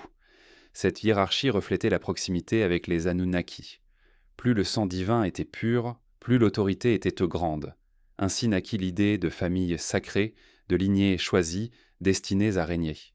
Mais cette proximité pouvait aussi être une malédiction. Les récits sumériens montrent des dieux méfiants envers leur propre création. Les hommes, en recevant une étincelle divine, devenaient de gens imprévisibles. Leur capacité à croître, à se multiplier, inquiétait les Anunnaki. C'est pour cette raison, dit-on, qu'ils décidèrent un jour d'envoyer le déluge, pour réduire une humanité devenue trop bruyante, trop puissante. L'héritage, loin d'être un simple cadeau, portait en lui une menace. Ce double aspect résonne encore aujourd'hui. L'homme est à la fois fragile et prodigieux, limité et créateur. Nous portons en nous la marque de cette contradiction. Peut-être est-ce là le véritable héritage des Anunnaki, un être incomplet, toujours en quête, toujours déchiré entre sa nature terrestre et son appel vers l'infini. Les mythes sumériens ne cessent de rappeler cette dette originelle. Les hommes doivent travailler, offrir, obéir, mais ils portent aussi une part des dieux, qui les rend capables de rébellion, de quête, de dépassement. C'est cette tension qui définit l'histoire humaine. Elle se manifeste dans nos rêves de grandeur, dans nos désirs d'immortalité, dans notre soif de savoir, comme si, au fond, nous cherchions à retrouver cette part perdue, à redevenir ce que nous avons été au moment de notre création. Aujourd'hui, les sciences modernes scrutent l'ADN, déchiffrent les séquences génétiques, cherchent l'origine de l'homme dans les fossiles et les mutations. Mais les anciens, avec leurs tablettes, avaient déjà pressenti une vérité plus mystérieuse. L'homme est un mélange. Qu'il s'agisse de mythe ou de réalité, cette idée demeure. Et dans ce mélange, les Anunnaki occupent une place centrale, figures à la fois créatrices et dominatrices, ancêtres et maîtres. L'héritage caché dans la gène n'est pas seulement une question biologique. Il est une mémoire, une trace inscrite dans nos récits, nos religions, nos symboles. Chaque fois que l'homme se demande d'où il vient, il effleure cette idée. Nous ne sommes pas seulement de la terre, nous sommes aussi du ciel. Et si les Anunnaki ont inscrit dans nos corps une part d'eux-mêmes, qu'ont-ils laissé d'autre? Peut-être des souvenirs plus vastes gravés dans nos mythes, peut-être des images de géants, d'êtres immenses, héritiers visibles de cette union entre Dieu et humain. C'est vers ces figures de légende, ces silhouettes démesurées qui en tant de tradition, que nous devons désormais nous tourner. Dans l'ombre des récits anciens surgissent parfois des silhouettes démesurées. Elles traversent les épopées et les légendes comme des ombres d'un autre âge, des êtres trop grands pour appartenir au monde des hommes. On les appelle géants, titans, néphilim, ou encore héros d'une force impossible à contenir. Leurs traces se retrouvent dans des cultures séparées par des océans et des millénaires, comme si une mémoire commune avait inscrit dans l'imaginaire humain l'existence d'êtres colossaux. Et souvent ces géants sont reliés à la descendance des dieux, à des unions entre des êtres venus du ciel et des femmes de la terre. Dans les textes mésopotamiens, les Anunnaki apparaissent parfois comme les ancêtres de ces lignées singulières. Ils ne se contentaient pas de donner aux hommes le savoir et les lois, ils auraient engendré, volontairement ou non, des êtres différents, plus grands, plus puissants, presque monstrueux. La liste royale sumérienne, avec ses rois aux règnes interminables, semble évoquer ces lignées altérées. Mais au-delà des durées invraisemblables, certaines traditions parlent directement de géants, figures tangibles d'un héritage qui échappait à la normalité humaine. Dans l'épopée de Gilgamesh, on retrouve cette figure hybride. Le roi d'Uruk est décrit comme 2/3 divin, 1/3 humain, doté d'une force surhumaine et d'une stature impressionnante. Il terrasse des créatures mythiques, franchit des montagnes, affronte les dieux eux-mêmes. Sa taille et sa puissance le rapprochent de ces figures géantes que l'on retrouve ailleurs. Mais derrière son héroïsme se cache une angoisse. Malgré sa grandeur, il n'échappe pas à la mort. Les géants, malgré leur force, ne sont pas immortels. Ils incarnent une puissance fragile, une grandeur condamnée à disparaître. Les Hébreux, dans leurs textes anciens, évoquent les Néphilim, les géants, nés de l'union entre les fils de Dieu et les filles filles des hommes. Ces êtres, dit-on, étaient des héros de jadis, des hommes de renom, mais aussi des figures inquiétantes qui rempliront la terre de violence. Le récit du déluge, dans la tradition biblique, est lié à leur existence. Dieu aurait voulu effacer de la surface du monde ces créatures hybrides. Là encore, on retrouve le même motif. Des unions interdites, des êtres trop grands pour le monde, et une catastrophe qui vient de mettre fin à leur règne. Dans la Grèce antique, les titans et les géants affronteront les Olympiens dans des guerres cosmiques. En Inde, les Asuras et les Rakshasas apparaissent comme des êtres gigantesques, souvent en lutte contre les dieux. Dans les récits nordiques, les Jotuns, géants primordiaux, habitent aux frontières du monde, menaçant sans cesse l'ordre établi. Chaque tradition, avec ses noms et ses images, garde le souvenir d'êtres hors normes, à la fois fascinants et dangereux. Pourquoi cette universalité ? Pourquoi tant de peuples, séparés par le temps et l'espace, ont-ils tous gardé le souvenir de géants ? Certains y voient une simple métaphore. La taille colossale serait une image de la puissance, de la grandeur, de la supériorité. Mais cette explication peine à dissiper l'étrangeté de la récurrence. D'autres y perçoivent une mémoire commune, le souvenir d'une époque où l'humanité aurait côtoyé des êtres différents, descendant d'un mélange entre ciel et terre. Les ruines et les traditions locales ajoutent à ce mystère. Dans de nombreuses régions du monde, des mégalithes, des constructions cyclopéennes, sont attribuées à des géants. En Sumer même, les zigguras et les temples monumentaux pouvaient sembler impossibles à construire sans la force de créatures hors normes. Plus tard, les Grecs attribuaient leurs murailles de pierre massives aux cyclopes, des géants bâtisseurs. Partout, l'architecture colossale devient le signe d'une présence disparue, d'êtres plus grands, capables de manipuler des blocs que les hommes ordinaires ne pouvaient n'en soulever. Certains mythes mésopotamiens évoquent dans les Anunnaki comme des figures de grande stature, colossales comme les montagnes. Ces images ne doivent pas être prises uniquement comme des exagérations poétiques. Elles traduisent une perception, celle d'êtres dont la taille dépassait celle des mortels. L'impression laissée par leur présence se serait transmise dans ces descriptions, nourrissant le motif universel des géants. Mais au-delà de leur taille, ce qui frappe, c'est leur destin. Les géants, dans presque toutes les traditions, sont condamnés à disparaître. Ils naissent d'un déséquilibre, d'un mélange interdit, et leur existence provoque une rupture dans l'ordre du monde. Leur grandeur attire la colère des dieux, ou leur violence appelle une punition. Dans la Bible, les Néphilim disparaissent avec le déluge. Dans la Grèce antique, les géants sont terrassés par Zeus et ses alliés. Dans les récits nordiques, les Jotuns sont voués à périr lors du Ragnarök. Toujours, leur fin est brutale, comme si leur existence même était une anomalie. Pourtant, leurs souvenirs ne s'effacent jamais complètement. Les géants demeurent dans la mémoire populaire, dans les légendes transmises au fil des siècles. On les retrouve dans les contes, dans les récits médiévaux, dans les traditions orales. Ils continuent de hanter l'imaginaire comme si une part de nous reconnaissait en eux quelque chose d'ancien, un écho d'une époque oubliée. Dans cette persistance, certains voient tendre la trace d'un héritage réel. Les Anunnaki, en mêlant leur essence à celle des hommes, auraient en créé des lignées hors normes. Ces êtres, plus grands et plus forts, auraient marqué leur époque avant de disparaître. Leurs souvenirs, transmis de génération en génération, se seraient transformés en mythes. Mais le mythe, loin d'être une simple fiction, conserve l'empreinte d'un réel effacé. Il est troublant d'imaginer que l'humanité pourrait porter encore les traces de cet héritage. Certains individus, dans leur stature, leur force ou leur génie, semblent dépasser la norme. Comme si, de temps à autre, l'ancienne étincelle réapparaissait, rappelant la présence de cette généalogie oubliée. Le mythe des géants devient alors une manière de dire que notre origine n'est pas uniforme, qu'elle est traversée de fractures, de mélanges, de singularités. Les Anunnaki, dans ce contexte, ne sont pas seulement des maîtres ou des créateurs, ils sont aussi les auteurs d'un déséquilibre, d'une altération qui a laissé des traces. Les géants sont l'incarnation de ce déséquilibre, figure magnifique et tragique d'une humanité qui aurait pu être différente. Aujourd'hui encore, certains chercheurs alternatifs scrutent les fossiles, les monuments, les légendes, à la recherche de preuves de l'existence passée de géants. Officiellement, l'archéologie ne reconnaît rien de tel. Mais l'ombre de ces figures demeure, alimentant les spéculations, nourrissant l'imagination. Comme si, derrière l'absence de preuves, persistait une mémoire plus ancienne que nos sciences, inscrite dans le cœur des traditions.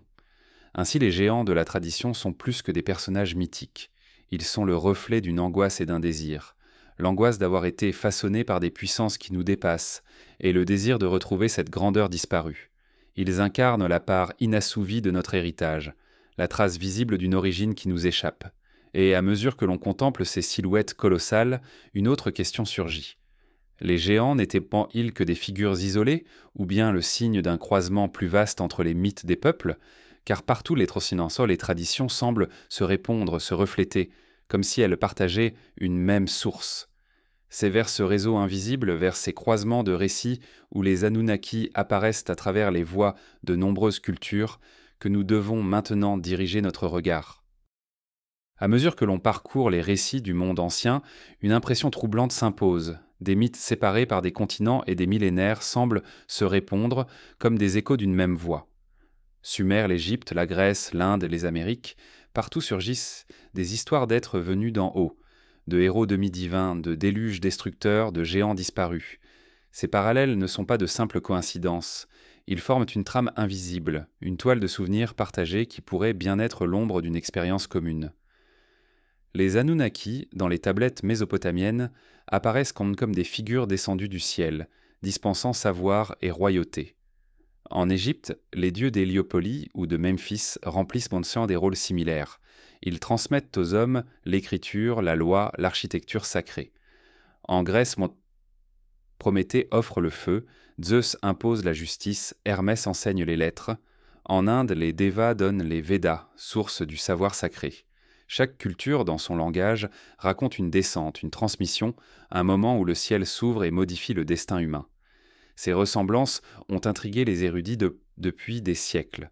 Les explications classiques parlent de motifs universels, de symboles qui émergent spontanément parce qu'ils expriment d'autant des expériences humaines communes. Mais une autre hypothèse, plus inquiétante, surgit. Et si ces mythes étaient les reflets fragmentés d'un même événement, transmis et transformés par chaque civilisation? Les Anunnaki des Sumériens pourraient alors n'être qu'une version parmi d'autres d'êtres réels dont la mémoire s'est répandue à travers le globe. Le déluge en est l'exemple le plus frappant. De la Mésopotamie à la Bible, de l'Inde à l'Amérique précolombienne, les récits d'une inondation planétaire se répètent avec une constance obsédante. Les raisons diffèrent, les détails varient, mais le cœur de l'histoire demeure identique. Une humanité effacée par les eaux. Quelques survivants choisis, une reconstruction du monde. Cette universalité laisse penser que les peuples se souvenaient d'un traumatisme ancien, peut-être d'une catastrophe réelle interprétée à travers le prisme de leurs propres croyances.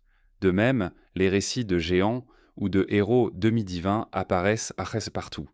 Les néphilim bibliques aussi répondent aux titans grecs, aux asuras indiens, aux jotuns nordiques. Les lignées royales de l'Égypte aux Andes se réclament toutes d'un héritage céleste. Les temples et les pyramides, qu'ils soient en Mésopotamie, en Égypte ou en Amérique, s'élèvent comme des échos architecturaux, des montagnes sacrées dressées vers le ciel. Comment expliquer ces correspondances si ce n'est par une mémoire diffuse, transmise et transformée au fil des migrations et des âges? Dans ces croisements, les Anunnaki apparaissent comme une clé de lecture. Leur rôle de médiateur entre ciel et terre résonne avec les anges de la tradition biblique, avec les dieux messagers des panthéons polythéistes. Leur obsession pour l'or se retrouve dans d'autres cultures, où ce métal est toujours associé au divin. Leur création de l'homme par mélange d'argile et d'essence divine rappelle les récits bibliques ou égyptiens, où l'homme est façonné par la main des dieux. Certains chercheurs modernes avancent l'idée que ces mythes partagent une origine commune, remontant à une époque antérieure aux grandes civilisations connues. Peut-être un peuple ancien, disparu, aurait transmis ces récits aux cultures qui suivirent. D'autres vont plus loin et suggèrent que ces mythes ne sont pas seulement des héritages humains, mais le souvenir de contacts réels avec des êtres venus d'ailleurs.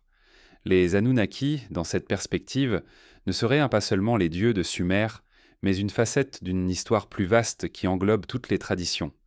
Mais au-delà des hypothèses, il demeure un sentiment profond, celui que les mythes se parlent entre eux. Ils forment une mosaïque où chaque fragment éclaire les autres. Les Sumériens parlent des Anunnaki, les Grecs des dieux de l'Olympe, les Hébreux des anges déchus, les Mayas des divinités venues du ciel. Et tous, malgré leurs différences, dessinent la même silhouette, celle d'êtres puissants, venus d'ailleurs, qui ont transformé l'humanité avant de disparaître. Ce croisement des mythes nourrit une intuition. L'homme n'a jamais été seul. Depuis ses premiers pas, il a perçu une présence, il a reçu des dons, des lois, des avertissements. et partout il a gardé la mémoire de ces rencontres, habillant ces figures d'images différentes mais reconnaissables. Les Anunnaki deviennent alors le nom sumérien d'un mystère universel, celui de ces visiteurs qui hantent toutes les traditions. Il est possible que ces croisements ne soient que le fait prudemment que le fruit d'un besoin commun de comprendre le monde, de donner un sens au ciel et à la terre.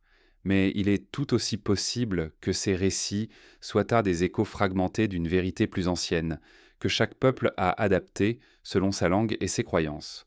Dans ce cas, les mythes ne seraient vraiment pas des fictions, mais des souvenirs voilés, des miroirs brisés d'un événement réel. Et si tel est le cas, alors les traditions nous disent non plus que nous ne le croyons. Elles suggèrent que les Anunnaki ou leurs équivalents sous d'autres noms ne sont pas des inventions isolées, mais les reflets multiples d'une même réalité. Cette réalité pourtant demeure insaisissable. Elle se dérobe derrière les images, les symboles, les histoires contradictoires, mais elle persiste comme une ombre partagée par toute l'humanité. C'est cette persistance qui nourrit l'inquiétude, car si les mythes se répondent avec une telle constance, cela signifie peut-être que nous avons oublié quelque chose d'essentiel, quelque chose qui relie nos origines à une présence étrangère. Les Anunnaki ne seraient alors qu'un nom parmi d'autres, mais un nom qui nous rappelle que l'histoire humaine pourrait bien n'être qu'un fragment d'une histoire plus vaste.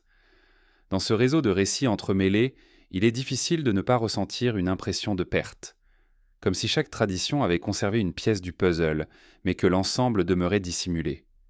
Le croisement des mythes ne résout pas l'énigme, il l'amplifie. Plus on compare, plus les correspondances se multiplient en un, et plus le mystère s'épaissit. Et dans cette épaisseur, une question surgit, presque murmurée. Pourquoi ce silence des archéologues? Pourquoi cette réticence à admettre que les mythes pourraient là contenir autre chose qu'une imagination symbolique? Peut-être parce que reconnaître ce lien universel reviendrait à ouvrir une porte que l'on préfère laisser close, une porte vers l'inexplicable, vers une présence qui nous observe encore.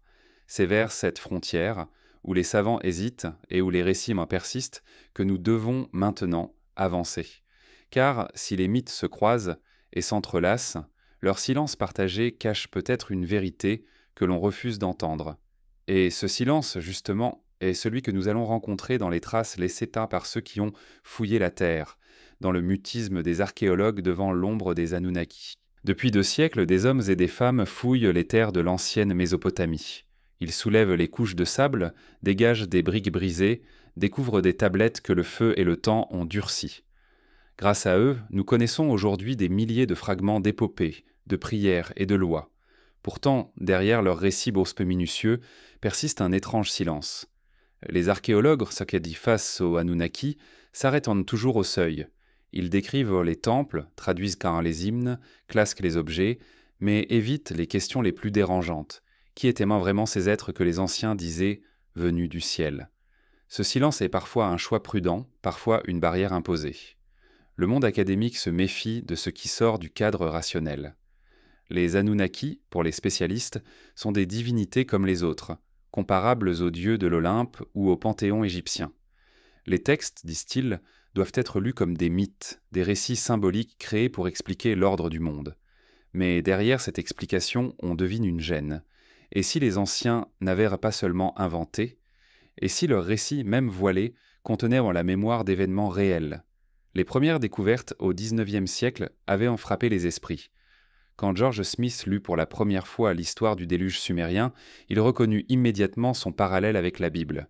Cette révélation bouleversa l'Europe. La Genèse, croyait-on, n'était pas une histoire unique, mais une réécriture d'un récit bien plus ancien. Pourtant, au lieu d'élargir le champ des possibles, la science préféra refermer la porte. On expliqua que les mythes se copiaient les uns les autres, que les Anunnaki n'étaient en réalité que des images poétiques. La question plus vaste, pourquoi ces récits si anciens contenaient déjà nos mythes fondateurs, fut laissée de côté. Dans les musées, les tablettes reposent à l'abri des regards. Des milliers d'entre elles n'ont pas encore été traduites. Beaucoup dorment dans des caisses, parfois oubliées. L'image est saisissante, une humanité cherchant son origine, mais laissant ses archives muettes dans l'ombre des réserves. Chaque signe cunéiforme pourrait éclairer le mystère, mais le rythme lent des traductions entretient un voile. Et dans ce voile, les Anunnaki demeurent insaisissables, réduits à quelques lignes dans des rapports savants. Certains archéologues, pourtant, ont laissé échapper des doutes. Dans leurs carnets privés, on lit parfois leur étonnement devant la précision des récits, la cohérence des traditions, la force du souvenir. Ils constatent donc que les Sumériens, premiers inventeurs de l'écriture, semblent avoir commencé leur histoire déjà chargée de savoirs immenses, l'agriculture, la métallurgie, l'astronomie, comme si tout cela leur avait été transmis d'un seul coup, plutôt que découvert lentement. Mais ces réflexions demeurent à la marge, rarement publiées, comme si une barrière invisible interdisait de les prononcer trop fort. Ce silence n'est pas seulement celui des savants, il est aussi celui des ruines elles-mêmes. Les temples de Sumer ne parlent plus. Les zigguras se sont effondrés, leurs sommets tournés vers le ciel désormais vide. Les bas-reliefs, mutilés, laissent deviner des silhouettes ailées dont la signification s'est perdue. Chaque fragment retrouvé est une question sans réponse. Ce silence des pierres est parfois plus lourd que le silence des chercheurs. Il nous rappelle que l'histoire ne livre jamais ses secrets sans résistance. Il existe aussi un autre silence, plus volontaire, celui du rejet. Lorsque certains auteurs, au XXe siècle, osèrent relire les tablettes avec d'autres yeux, suggérant que les Anunnaki pouvaient avoir été réels, la communauté scientifique les repoussa d'un bloc. Leurs travaux furent qualifiés de spéculatifs, leurs hypothèses de fantaisistes. On préféra écarter le doute plutôt que d'affronter l'abîme, car admettre la possibilité d'une origine extérieure à l'humanité bouleverserait tout ce que nous croyons savoir de nous-mêmes. Ce refus n'est pas seulement scientifique, il est culturel. Depuis les Lumières, l'Occident a appris à séparer le mythe de l'histoire, le religieux du rationnel. Les Anunnaki, dans ce cadre, ne peuvent être que des fictions. Les considérer autrement, même comme une hypothèse, revient à franchir une frontière interdite. Ainsi le silence se perpétue, non pas faute de preuves, mais par peur des implications. Et pourtant, ce silence est lui-même révélateur. Car s'il n'y avait rien à craindre, pourquoi tant de réticence à interroger ces textes autrement ? Pourquoi tant d'efforts pour réduire les Anunnaki à de simples images symboliques ? C'est comme si l'ombre de ces dieux anciens pesait encore sur notre mémoire, imposant le mutisme plutôt que l'aveu. Le silence des archéologues n'efface pas la fascination populaire. Au contraire, il l'alimente. Plus la science se tait, plus les écrivains, les chercheurs indépendants, les rêveurs s'emparent du sujet. Ils lisent dans les tablettes la trace d'une histoire interdite, celle de dieux qui furent peut-être des visiteurs. Ils comblent les vides, interprètent encore les symboles, proposent des récits où les Anunnaki deviennent les véritables architectes de l'humanité. Cette effervescence, Golessor, qu'elle soit juste ou non, prouve que le mystère n'est pas clos. Le silence, dans ce cas, agit comme un écran. Derrière lui, chacun projette ses propres visions. Les archéologues officiels voient des mythes. Les chercheurs alternatifs voient des voyageurs venus d'ailleurs. Les poètes y lisent de la nostalgie d'un âge d'or perdu. Mais tous, d'une manière ou d'une autre, reconnaissent que les Anunnaki occupent une place unique, une place que l'on ne peut effacer sans laisser un vide immense. Ce vide, c'est peut-être le véritable cœur du mystère. Car dans cette absence de réponse, dans cette prudence excessive, se cache une force. Les Anunnaki continuent de nous interroger, de nous troubler. Ils sont comme une énigme que l'histoire a préféré laisser ouverte, de peur de ce qu'elle révélerait. Et ce silence nous conduit à une autre voie, celle des écrivains interdits, des visionnaires et des hérétiques qui, au fil des siècles, ont osé dire ce que la science refusait. Leur parole, souvent marginalisée, a pourtant gardé vivante la flamme du doute. C'est vers eux, vers ces voix oubliées qui ont parlé malgré l'interdit, que nous devons maintenant tourner notre attention. Lorsque les archéologues se taisent, d'autres voix s'élèvent. Elles ne portent pas la rigueur des académies, ni l'autorité des musées, mais elles résonnent avec une intensité différente, celle des écrivains que l'on qualifie d'hérétiques, d'ésotériques, parfois même de fous. Ils sont les héritiers d'une tradition souterraine, une lignée d'auteurs qui ont osé interroger le silence, braver l'interdit et parler des Anunnaki autrement que comme de simples symboles. Leur parole a toujours dérangé, car ces écrivains affirment que les récits anciens ne sont pas des métaphores, mais des témoignages, que les Sumériens n'ont pas inventé leurs dieux, mais qu'ils ont décrit avec leurs mots limités des rencontres réelles avec des êtres venus d'ailleurs. Ils relisent en cette relation les tablettes comme on relit un journal crypté, persuadés qu'entre les lignes se cache une vérité refusée. Parmi eux, certains noms sont devenus emblématiques. On pense à ceux qui, au XXe siècle, publièrent dans des ouvrages prétendant révéler l'histoire interdite de l'humanité.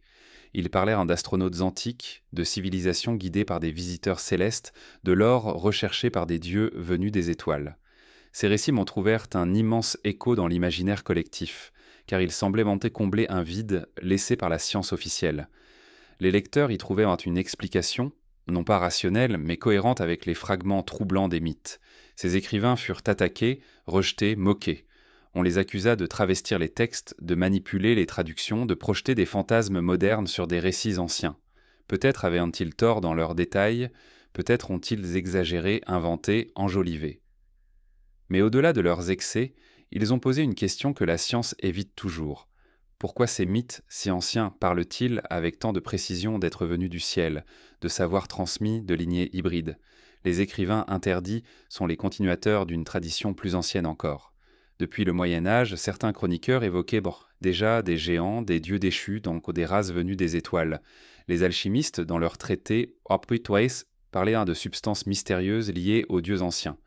Les occultistes, au XIXe siècle, affirmaient que l'humanité avait été guidée par des maîtres invisibles, héritiers d'un savoir perdu. Tous, à leur manière, reprenaient le fil des Anunnaki, sans toujours les nommer. Leur discours, souvent marginalisé, a pourtant nourri une continuité. Il a gardé vivante la possibilité d'une autre lecture du passé. Ces voix refusées, mises à l'écart, ont entretenu la mémoire d'une hypothèse interdite. Et si l'homme n'était pas seul, et si ses origines portaient la marque d'une intervention étrangère? Ce qui frappe en lisant ces écrivains, ce n'est pas seulement leur audace, c'est leur conviction que les anciens savaient en quelque chose que nous avons oublié. Ils affirment que les mythes ne sont pas des fictions, mais des transmissions codées, des récits voilés destinés à préserver une vérité que le temps aurait effacée. Les Anunnaki, pour eux, sont les pièces manquantes de l'histoire humaine, les clés d'un passé effacé par le déluge, par les ruines, par le silence des savants. Leur insistance peut déranger, mais elle touche un point sensible, notre désir de comprendre d'où nous venons. Les explications rationnelles, bien que précieuses, laissent toujours un vide. Pourquoi l'écriture, l'agriculture, l'astronomie sont-elles apparues si brusquement en Mésopotamie? Pourquoi les premiers textes parlent-ils déjà de lois complexes, de systèmes élaborés, comme si tout avait été offert d'un seul coup? Les écrivains interdits proposent une réponse, parce que cela fut offert précisément par ceux que l'on nommait Anunnaki. Dans leurs récits, les temples deviennent des points de contact, les zigguras des balises, l'or une ressource exploitée et l'homme une création façonnée pour servir et se développer. Ils peignent un tableau qui, même s'il ne repose pas sur des preuves tangibles, séduit par sa cohérence imaginaire. Car il donne un sens à l'étrangeté des mythes, il comble le vide laissé par l'interprétation symbolique. Mais il faut écouter ces voix avec prudence, car entre l'hypothèse et l'affirmation, il existe un gouffre. Ces écrivains, en franchissant ce gouffre, se sont parfois égarés dans des certitudes hasardeuses. Pourtant, leur audace a une valeur, elle empêche le mystère de se refermer. Elle rappelle que l'histoire humaine n'est pas close, qu'elle contient encore des zones d'ombre. Leur existence, en tant qu'écrivains interdits, traduit aussi un paradoxe. Plus on les rejette, plus leur discours attire. Leur marginalité leur donne une aura de rébellion, de dévoilement. Ils se présentent comme ceux qui osent dire ce que d'autres taisent, et ce rôle, qu'il soit sincère ou opportuniste, résonne avec une vérité. L'humanité a besoin d'histoire pour se souvenir, et lorsque les voix officielles se taisent, d'autres prennent la parole. Les Anunnaki, à travers eux, ne cessent donc de hanter le présent. Ils apparaissent dans des livres de science-fiction, dans des romans, dans des films. Ils ne sont plus seulement des dieux de tablettes brisées, mais des figures vivantes dans l'imaginaire moderne. Les écrivains interdits, en les réinventant, les ont fait sortir des musées pour les ramener dans nos rêves et nos peurs. Et peut-être est-ce là leur véritable rôle. Rappeler que les mythes sont des énigmes ouvertes, que leur silence appelle toujours une interprétation. Les savants les réduisent à des symboles, les écrivains interdits les transforment en réalité cachée, mais les uns comme les autres participent d'un même mouvement. Gardez vivante la question. Et derrière cette question se profile une inquiétude plus grande encore. Car si ces voix interdites ont raison ne serait-ce qu'en partie, alors les Anunnaki ne sont pas seulement des figures du passé, ils pourraient être des acteurs d'un futur à venir. Les mythes ne disent pas seulement ce qui fut, mais parfois ce qui sera. et dans certains récits, on trouve la promesse ou la menace d'un retour. C'est vers ce futur inquiétant, vers ces prophéties de retour annoncées, que se tourne maintenant notre chemin. Car si les Anunnaki ont marqué notre origine, peut-être n'ont-ils pas dit leur dernier mot. Dans les mythes les plus anciens comme dans les spéculations modernes, une même inquiétude revient. Les Anunnaki ne se seraient pas retirés pour toujours. Leur absence ne serait pas une fin, mais une attente, une pause dans un cycle plus vaste. Les tablettes mésopotamiennes évoquent parfois leur départ, mais elles parlent aussi de leur retour. Les scribes, en gravant leurs signes sur l'argile, laissaient-ils entendre que ces êtres descendaient, et remontaient, non, selon des rythmes mystérieux, inscrits dans des calendriers cosmiques que nous avons oubliés. La notion de cycle était centrale dans l'imaginaire sumérien. Le temps n'était pas une ligne droite, mais un cercle où tout revient. Les Anunnaki, figures de passage entre ciel et terre, participaient de ce mouvement. Ils venaient, enseignaient, punissaient, puis disparaissaient avant de revenir à nouveau. Leurs apparitions étaient liées aux alignements célestes, au mouvement des astres, au changement d'air. Le peuple voyait dans les éclipses, les comètes, les conjonctions de planètes, des signes de leur retour. Chaque phénomène dans le ciel pouvait être lu comme un message, un avertissement que le temps des dieux approchait à nouveau. Dans certaines traditions babyloniennes, il est dit que les dieux reviendraient rares pour juger et les vivants et les morts, pour restaurer un ordre perdu. Ce motif réapparaît dans d'innombrables religions, la promesse d'un retour, d'un jugement, d'un nouvel âge. Les Hébreux attendaient la venue du Messie, les Grecs parlaient du retour de Chronos et de l'âge d'or, les chrétiens annoncent le retour du Christ, les musulmans attendent le Mahdi et la descente d'Issa à la fin des temps. Derrière ces promesses, certains voient le même motif archaïque, l'attente des anciens dieux, ceux qui étaient maintenant venus du ciel et qui doivent revenir. Les Anunnaki dans ce cadre ne sont pas seulement des souvenirs mais des prophéties. Leur départ n'a pas été un adieu définitif. Ils reviendront lorsque le cycle l'exigera, lorsque l'humanité aura atteint un seuil, ou lorsqu'un besoin de leur part les rappellera vers la Terre. Cette idée, inquiétante et fascinante, traverse les millénaires et nourrit encore aujourd'hui des attentes cachées. Les voix interdites du siècle dernier, relisant les tablettes à travers leurs propres hypothèses, ont insisté sur cette promesse. Elles affirment que les Anunnaki auraient quitté notre monde après avoir marqué leur empreinte, mais qu'ils reviendraient un jour réclamer ce qu'ils ont semé. Pour certains sur l'histoire, ce retour serait imminent, lié à des cycles astronomiques, à des alignements que les anciens connaissaient et que nous avons oubliés. D'autres voient dans les crises actuelles, guerres, dérèglements climatiques, bouleversements technologiques, les signes d'une préparation, comme si l'humanité entrait à nouveau dans un temps de bascule. Mais que signifierait ce retour? Serait-il un secours ou une menace? Les mythes ne donnent pas de réponse claire. Les Anunnaki apparaissent en tour à tour comme des guides et des oppresseurs, des bienfaiteurs et des juges. Leur retour pourrait être un moment d'enseignement nouveau, où il apporterait un savoir oublié. Mais il pourrait tout autant être une reprise de contrôle, une réclamation, une punition. L'ambiguïté est totale, et c'est cette incertitude qui rend l'attente si troublante. Dans certaines légendes mésopotamiennes, on évoque des temples préparés pour leur venue future. Les prêtres, en entretenant les rituels, en conservant les hymnes, ne faisaient pas que célébrer le passé. Ils maintenaient ouverte une porte pour l'avenir. Chaque offrande, chaque chant, chaque ascension de ziggurat était aussi une manière de dire « Nous sommes prêts si vous revenez ». Ainsi l'humanité a longtemps vécu dans une attente silencieuse, une fidélité aux dieux absents mais jamais oubliés. On pourrait voir dans ce motif une simple consolation, l'idée que les puissances disparues reviendront, que l'âge d'or sera restauré. Mais il est aussi possible que ce soit un souvenir précis. Les anciens, qui avaient vu les Anunnaki venir et repartir, s'avaient dit que leur départ n'était pas définitif. Ils avaient retransmis cette mémoire comme un avertissement. Un jour, ils descendront à nouveau. Aujourd'hui encore, cette idée hante notre imaginaire. Elle se retrouve dans la science-fiction, dans les prophéties modernes, dans les théories d'augmenterie de conspiration. Derrière ces récits contemporains, c'est toujours la même angoisse.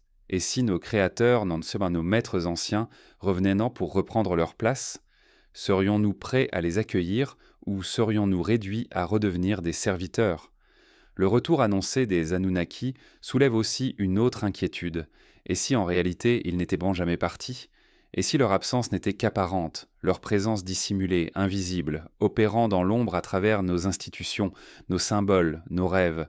Les mythes disent qu'ils habitent les zones intermédiaires, entre ciel et terre, entre lumière et ténèbres. Peut-être leur retrait n'est-il qu'un déplacement, un passage vers un plan que nous ne percevons pas. Dans ce cas, le retour ne serait pas une descente spectaculaire, mais une révélation, celle d'une présence qui n'a jamais cessé. Dans ce vertige, une certitude demeure. L'attente façonne autant que la présence. Les peuples qui attendent un retour vivent déjà sous son influence. Leur mémoire, leurs institutions, leurs regards vers le ciel sont marqués par cette promesse. Les Anunnaki, qu'ils reviennent ou non, ont inscrit leur empreinte dans notre manière d'espérer et de craindre.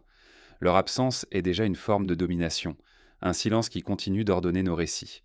Le temps des retours annoncés est donc moins une prophétie qu'un état d'esprit. Il traduit l'impossibilité d'oublier, la persistance d'une mémoire qui refuse de se clore. Les Anunnaki, dans leur ambiguïté, représentent à l'éternel retour du mystère, toujours absent, toujours présent, toujours attendu. Et si le futur porte encore leurs traces, il faut alors interroger leur ombre dans les épopées elles-mêmes. Car au cœur des grands récits, des poèmes gravés dans l'argile, leur présence se glisse comme une ombre insistante. Ils sont les silhouettes qui traversent les champs, les voix qui se taisent, mais que l'on devine derrière chaque vers. C'est vers ces ombres dans les épopées, vers leur empreinte silencieuse dans les récits fondateurs, que nous devons maintenant tourner le regard.